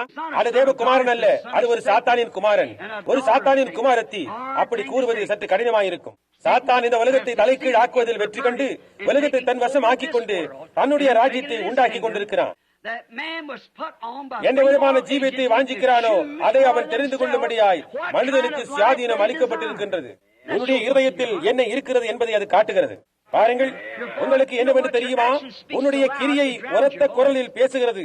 உன்னுடைய சத்தத்தை அது அமிழ்த்து போடுகிறது. நாம் எல்லாரும் கிறிஸ்தவர்கள், நாம் சபையை சேர்ந்தவர்கள் என்று ஒருவன் என்னிடம் கூறிவிட்டு அவனுடைய அலுவலக அறையில் நிர்வாண படங்கள் தொங்கிக் கொண்டிருக்குமானால் எப்படி இருக்கும்? அவன் சொன்னது எந்த விதமான வித்தியாசத்தையும் எனக்கு உண்டாக்கவில்லை. நான் மேலாக அறிந்துள்ளேன், நீங்களும் அவ்வாறு அறிந்துள்ளீர்கள். தலைமயிரை வெட்டி கொண்டு தன்னை ஒரு கிறிஸ்தவன் என்று கூறலாமா? நீங்கள் அதிலும் மேலா இருந்திருக்கிறீர்கள். புரிகின்றதா? ஆமையா. அவள் வேண்டுமானால் முகத்துக்கு வர்ண தீட்டி அழகு சாதனங்களை அணிந்து கொண்டு அருள் காற்றத்தையை உடுத்திக் கொண்டு தன்னை ஒரு கிறிஸ்தவன் என்று கூறலாமா? நீ அதனிலும் மேலாய் இருந்திருக்கிறார். தேவனுடைய வார்த்தை அதை காட்டிலும் மேலாய் உங்களுக்கு போதிக்கின்றது. அவ்விதம் செய்து கொண்டு அவள் கிறிஸ்தவளாய் இருக்க முடியாது என்று வார்த்தை கூறுகின்றது. அவ்விதம் செய்கிறவள் கனவீனமானவள் என்றெல்லாம் கூறுகின்றது. தேவன் எவ்விடம் கனவீனமான ஒரு காரியத்தை அவள் ராஜ்யத்திலே வைப்பார்? இல்லை ஐயா, ஒருபோதும் வைக்க மாட்டார். இல்லை ஐயா, அவர்களாகவே அவர்களுடைய வாஞ்சை இனதென்று காட்டுகிறார்கள். ஒரு பருந்துடன் சேர்ந்து ஒரு புறாவை ஆகாரம் உண்ணும்படி செய்ய உன்னால் முடியாது, முடியவே முடியாது. ஒரு புறாவிற்கு பிச்சு கிடையாது, ஆனால் மரித்து போன சரீரத்தை புசிக்க முடியாது. அதை ஒரு கடி கடிக்குமானால் புறா மரித்து போகும். புறா அதை அறிந்திருக்கிறது. ஆனால் ஒரு பருந்தால் என்ன வேண்டுமானாலும் புசிக்க முடியும். பாருங்கள், அது அதிகமாக பித்த நீரை உடையதாக இருக்கிறது. ஆக அந்த விதமாகத்தான் இன்றைக்கு உலகம் இருக்கிறது. அதே மாதிரியாகத்தான் இருக்கிறது என்று நாம் கண்டறிந்தோம். அவர்கள் நிர்வாணமாயும் குருடாயும் இருக்கிறார்கள், ஆனால் அதை அறியாதிருக்கிறார்கள்.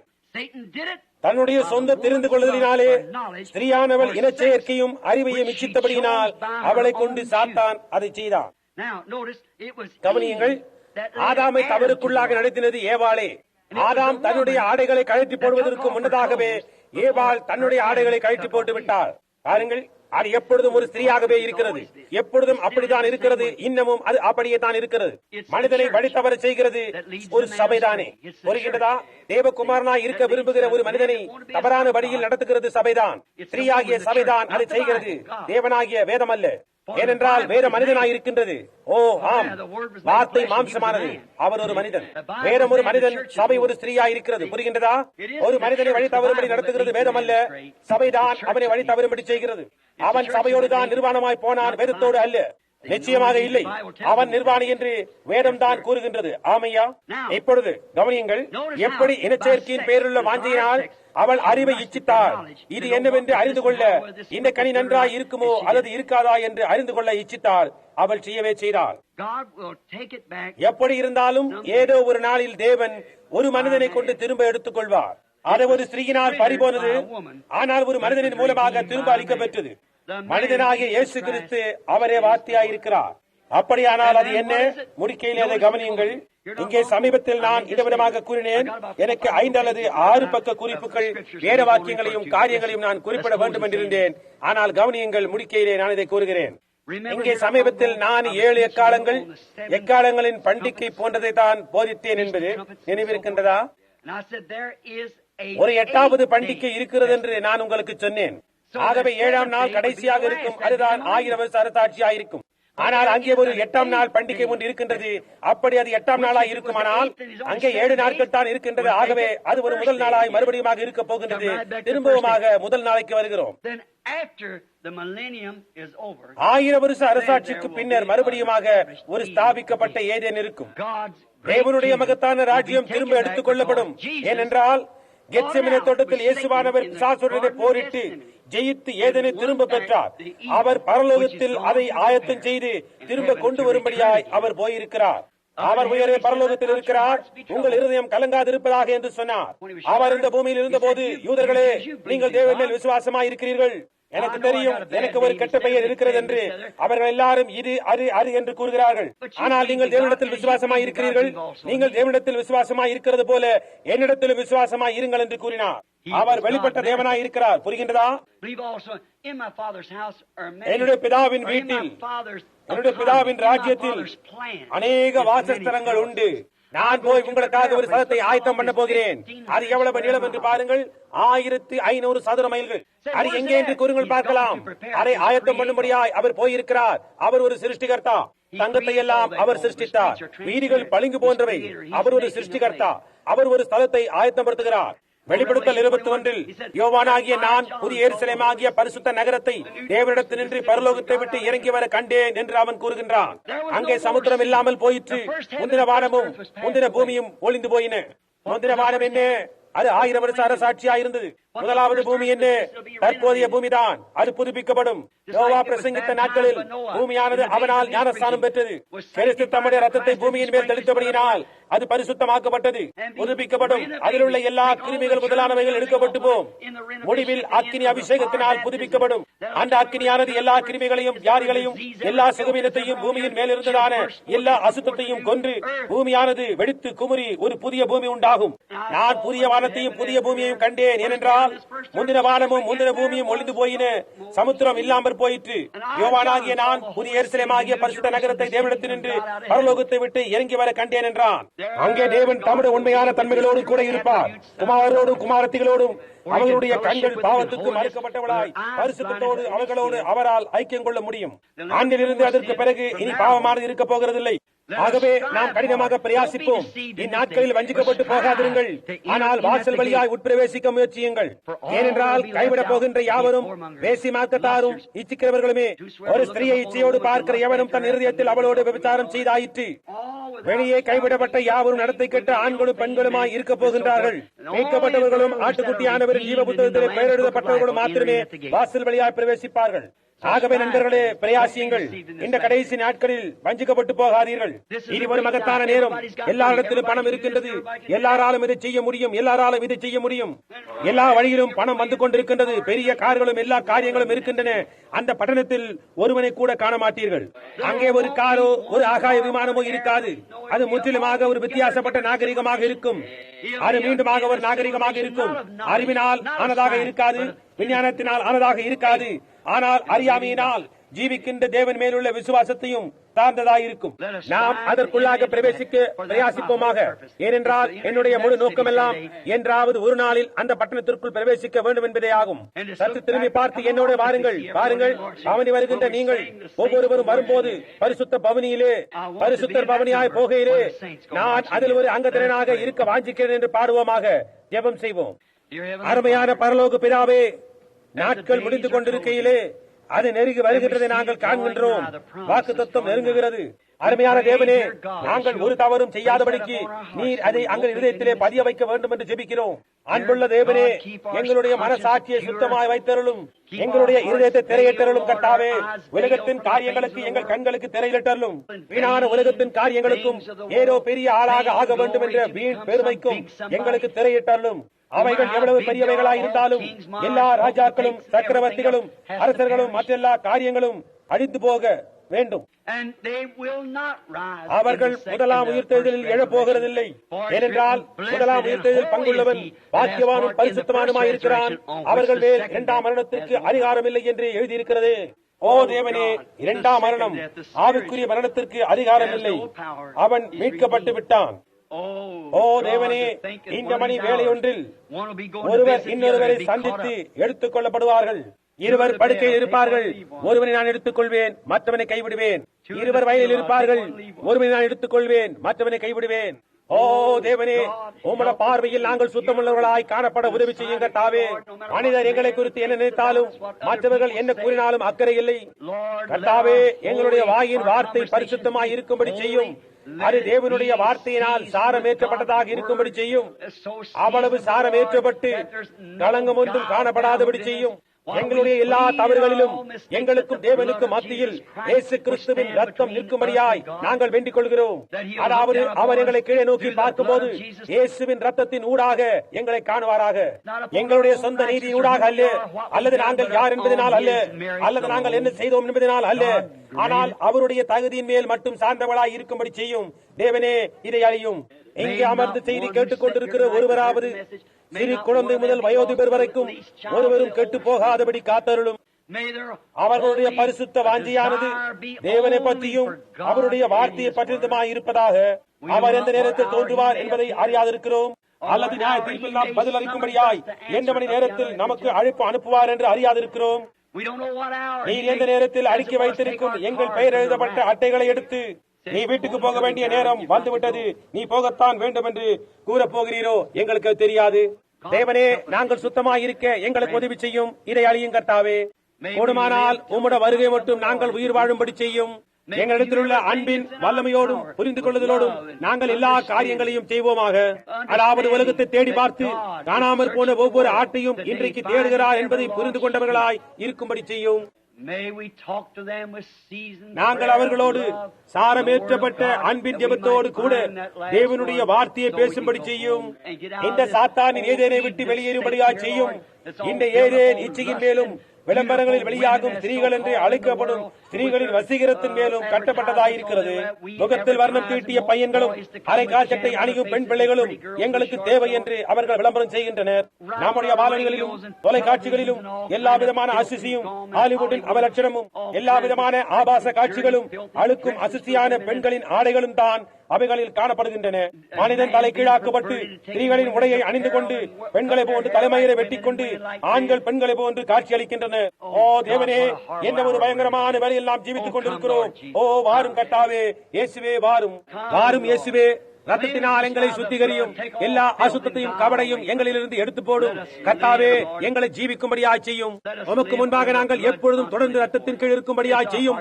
எங்களுடைய இருதயத்தின் வாஞ்சையும் எங்களுடைய உத்தமமான விண்ணப்பமும் அதுவே. அன்புள்ள தேவனே, சுவிசேஷம் வைக்கப்பட்டிருக்கின்ற இந்த மேஜையின் மேல் வியாதியாயும் பாதிக்கப்பட்டவர்களாகவும் இருக்கின்றவர்களுக்கு அனுப்பப்படும் கைக்குட்டைகள் சில பொட்டலங்கள் வைக்கப்பட்டிருக்கின்றன. உம்முடைய பார்வையிலே கர்த்தாவே, விசுவாச ஜெபமானது எங்கள் இருதயத்திலிருந்து இவைகளின் மேல் விழுவதாக. பின்னர் கர்த்தாவே, எங்கள் மத்தியில் ஏதாவது அசுத்தமான காரியம் இருக்குமானால் கர்த்தாவே, இப்பொழுதே எங்கள் நியாய தீர்ப்புக்கு கொண்டு போகும். நாங்கள் இரக்கத்திற்காக கெஞ்சுகிறோம். நாங்கள் உம்மிடம் வேண்டிக் கொண்டு உங்கள் இரத்தத்தினால் சுத்திகரிக்கப்பட கர்த்தாவே, நாங்கள் என்ன தவறு செய்கிறோமோ அதை எங்களுக்கு வெளிப்படுத்தும்.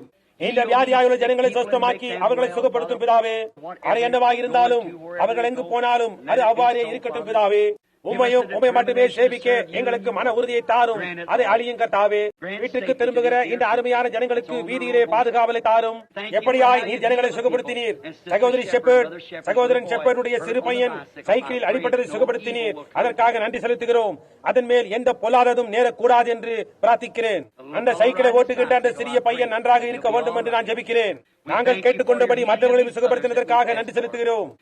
நாங்கள் எதை கேட்கிறோமோ அதை பெற்றுக் கொண்டோம் என்று அறிவோம். ஏனென்றால் அந்த வாக்குத்தத்தத்தை தந்தவர், அவர் மீதில் எங்களுக்கு நம்பிக்கை இருக்கிறது. உம்முடைய கிருபை எங்களுக்கு தந்து கர்த்தாவே, எங்கள் பாவங்களை எங்களுக்கு மன்னியும்.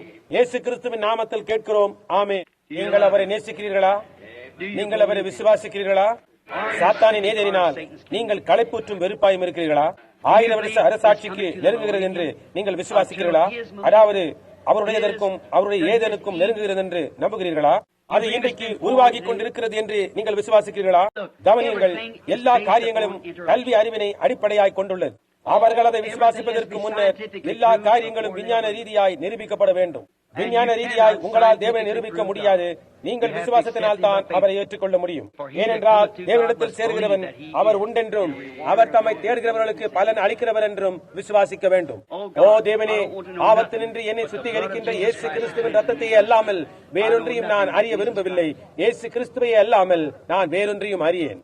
நானோ நம்முடைய கர்த்தராகிய இயேசு கிறிஸ்துவின் சிலுவையை குறித்தே அல்லாமல் வேறொன்றையும் அறியேன் என்று பவுல் கூறியுள்ளதை போன்று நானும் கூறுகின்றேன். சொல்லத்தக்கதாக நான் அறிந்துள்ளதெல்லாம் அவ்வளவுதான். என் முழு இருதயத்தோடும் நான் இந்த வேதாகமத்தை விசுவாசிக்கிறேன். அது கலப்பில்லாத பரிபூர்ணமான தேவனுடைய வார்த்தை என்று என் இருதயத்தில் நான் அறிவேன். இதனால் நான் ஜீவிக்கிறேன், இதனால் நான் நிற்கிறேன்.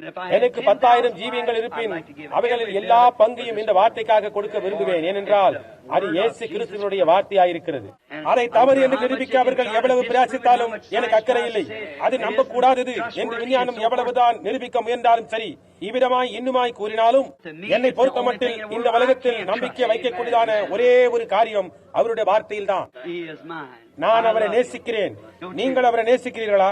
உங்களுடைய இருதயத்தில் ஒரு பாவம் இருக்குமாயின், உங்கள் இருதயத்தில் ஒரு தவறு இருக்குமாயின், உங்களிடத்தில் ஏதாவது இருக்குமாயின் இப்பொழுதே ஜெபித்து மன்னிப்பு கேட்கும்படியாய் தேவனிடத்தில் கேளுங்கள். எனக்காக நீங்கள் ஜெபியுங்கள், நான் உங்களுக்காக ஜெபிக்கிறேன். தேவன் உங்களை ஆசீர்வதிக்க வேண்டும் என்பதே என்னுடைய ஜெபமாயிருக்கிறது.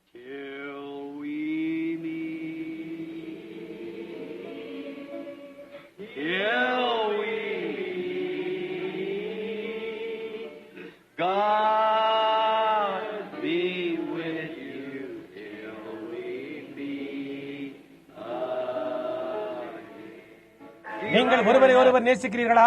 சிறு பிள்ளைகளே, ஒருவரில் ஒருவர் அன்பா இருங்கள் என்று யோவான் சொன்னார்.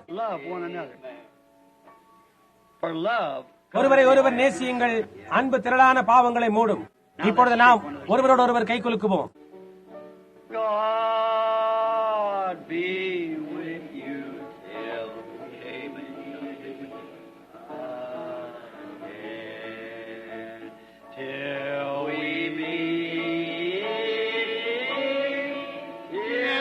ஒருவரில் ஒருவர் பட்சமாயிருங்கள், யாவரிடத்தும் பட்சமாயிருங்கள். உங்கள் அயலானை சரியாய் நடத்துங்கள். இயேசுவானவர் வருமட்டும் உங்களை மாசற்றவர்களாய் காத்துக் கொள்ளுங்கள்.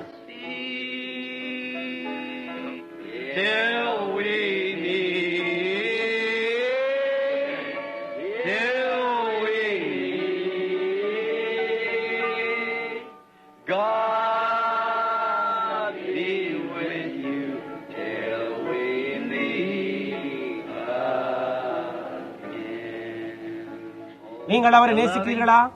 அதுவே என்னுடைய விண்ணப்பமாயிருக்கிறது. நீங்கள் எனக்காக ஜெபியுங்கள், நான் உங்களுக்காக ஜெபிக்கிறேன். நான் டூசானுக்கு திரும்பி போக வேண்டும். தேவன் உங்களை ஆசீர்வதிக்கும்படியாய் நான் ஜெபிக்கிறேன். அங்கிருந்து நான் கனடாவுக்கும் திரும்பி காலரோடாவுக்கும் சுற்றி சுற்றி போகிறேன். சகோதரன் டோனி அங்கே இருக்கிறார். ஒரு பெரிய காரியம் சம்பவித்தது. ரோமாபுரியில் உள்ள வாட்டிகன் பட்டணத்தில் அவர்கள் ஒரு எழுப்புதல் கூட்டத்திற்காக என்னை அழைக்கின்றனர். நான் ரோமாபுரிக்கு வந்து எழுப்புதல் கூட்டம் நடத்த வேண்டுமா? அவர் இப்பொழுதுதான் திரும்பி வந்துள்ளார். ஜனங்கள் எல்லாரும் அங்கே ஒரே கூட்டாயிருக்கிறார்கள். அங்கே அவர்களுக்கு ஒரு பெரிய அரங்கம் இருக்கின்றது. ஆயிரக்கணக்கானவர்கள் அங்கே உட்காரலாம். ஒரு எழுப்புதலுக்காக நான் அங்கே வரும்படி விரும்புகிறார்கள். தேவனுடைய மகிமையை ஊழியத்தில் காணும்படி அவர்கள் வாஞ்சிக்கிறார்கள். எனக்கு தெரியவில்லை, அதை குறித்து நான் ஜெபிக்க வேண்டும். தேவன் என்ன சொல்லுவார் என்று பார்க்க வேண்டும். ஓ என்ன நினைவிருக்கட்டும், நாம் யாவருமாய் சேர்ந்து ஜெபிப்போம். We're watching for the coming of our blessed Savior. Lo and behold, the fig leaves now becoming green. The gospel of His kingdom has gone to every nation, and we're near the end, can be seen. Is that right? Then gladly away we'll herald the message of His blessed appearing. Soon He's coming in glory to tell to one and all. Then awake ye saints of the Lord while slumber when the end is nearing. Let's get ready for that final call. She'll turn at the west and ride back again. அவள் மேற்கு பக்கமாக திரும்பி இந்நாட்களில் ஒன்றில் மீண்டுமாக கிழக்கு பக்கமாக வருவாள். Take the name of Jesus with you, child of sorrow and of woe. It will joy and comfort give you. Take it everywhere you go. Precious name.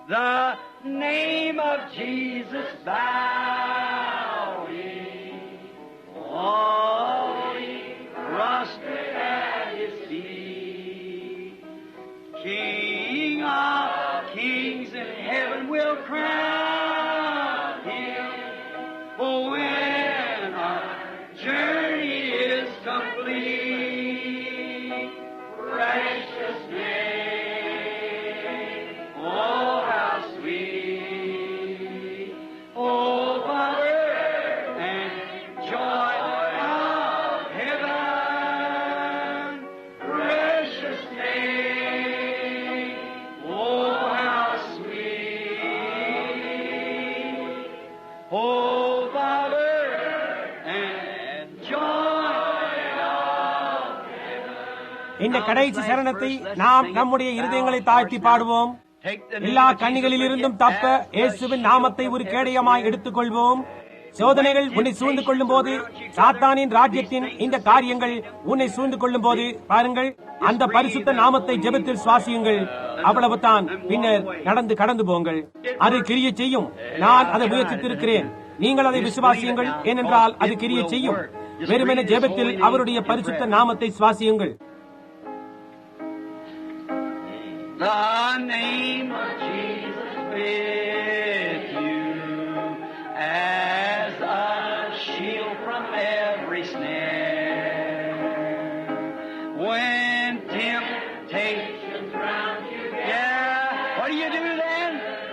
Just breathe His holy name. The veil will come over your face and precious name, precious name. Oh, how sweet, oh, Father, and joy of heaven, precious name. Oh, how sweet, oh, Father, and joy of பின்னால் இருக்கும் peeler அவர்களை மேடைக்கு வந்து ஜெபிக்கும்படியாய் கேட்கின்ற இவ்வேளையிலே நாம் யாவரும் தலைகளை தாழ்த்துவோம்.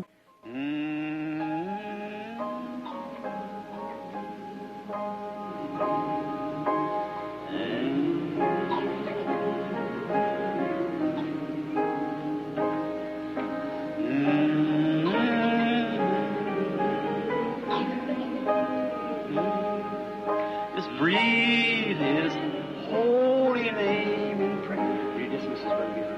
Redismiss us in prayer. Precious name. Hope of earth and joy of heaven. Precious name, precious name. Oh, how sweet. Hope of earth and joy of heaven. Now with நம்முடைய தலைகள் heads தாழ்ந்திருக்க, bowed and our hearts நம்முடைய இருதயங்கள் தாழ்ந்திருக்க, சகோதரன் Brother peeler, Beeler, one of our associates இங்குள்ள here, கூட்டாளிகளில் Brother ஒருவர், S.O. Beeler. சகோதரன் ஈசில் peeler, அருமையான சகோதரன், உண்மை உள்ளவர், ஜெபம் செய்து சபையோரை அனுப்புமாறு நான் அவரை இன்றிரவு கேட்டுக் கொள்ளப் போகிறேன். சகோதரன் பீலர், கர்த்தர் உம்மை ஆசீர்வதிப்பாராக.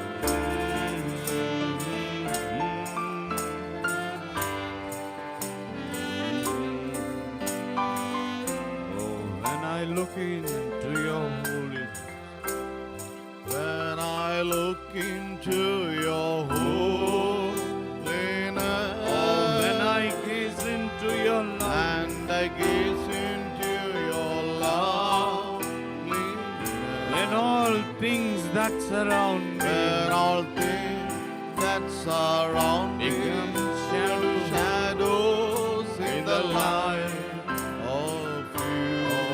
when I found the joy, When I found the joy of reaching your heart, when I will become when I will become enthroned in your love, when all things that surround me when all things that surround me become shadows in the light of you. I worship you, Oh, I'll worship you. Oh, I Lord, worship you.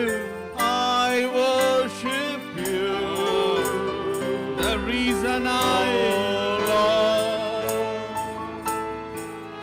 the reason I live is to worship you.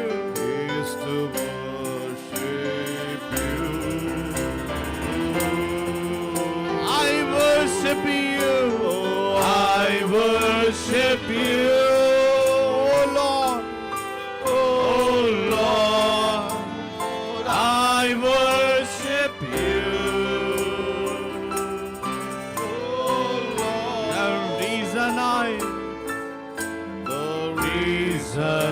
I live is to worship you, Lord.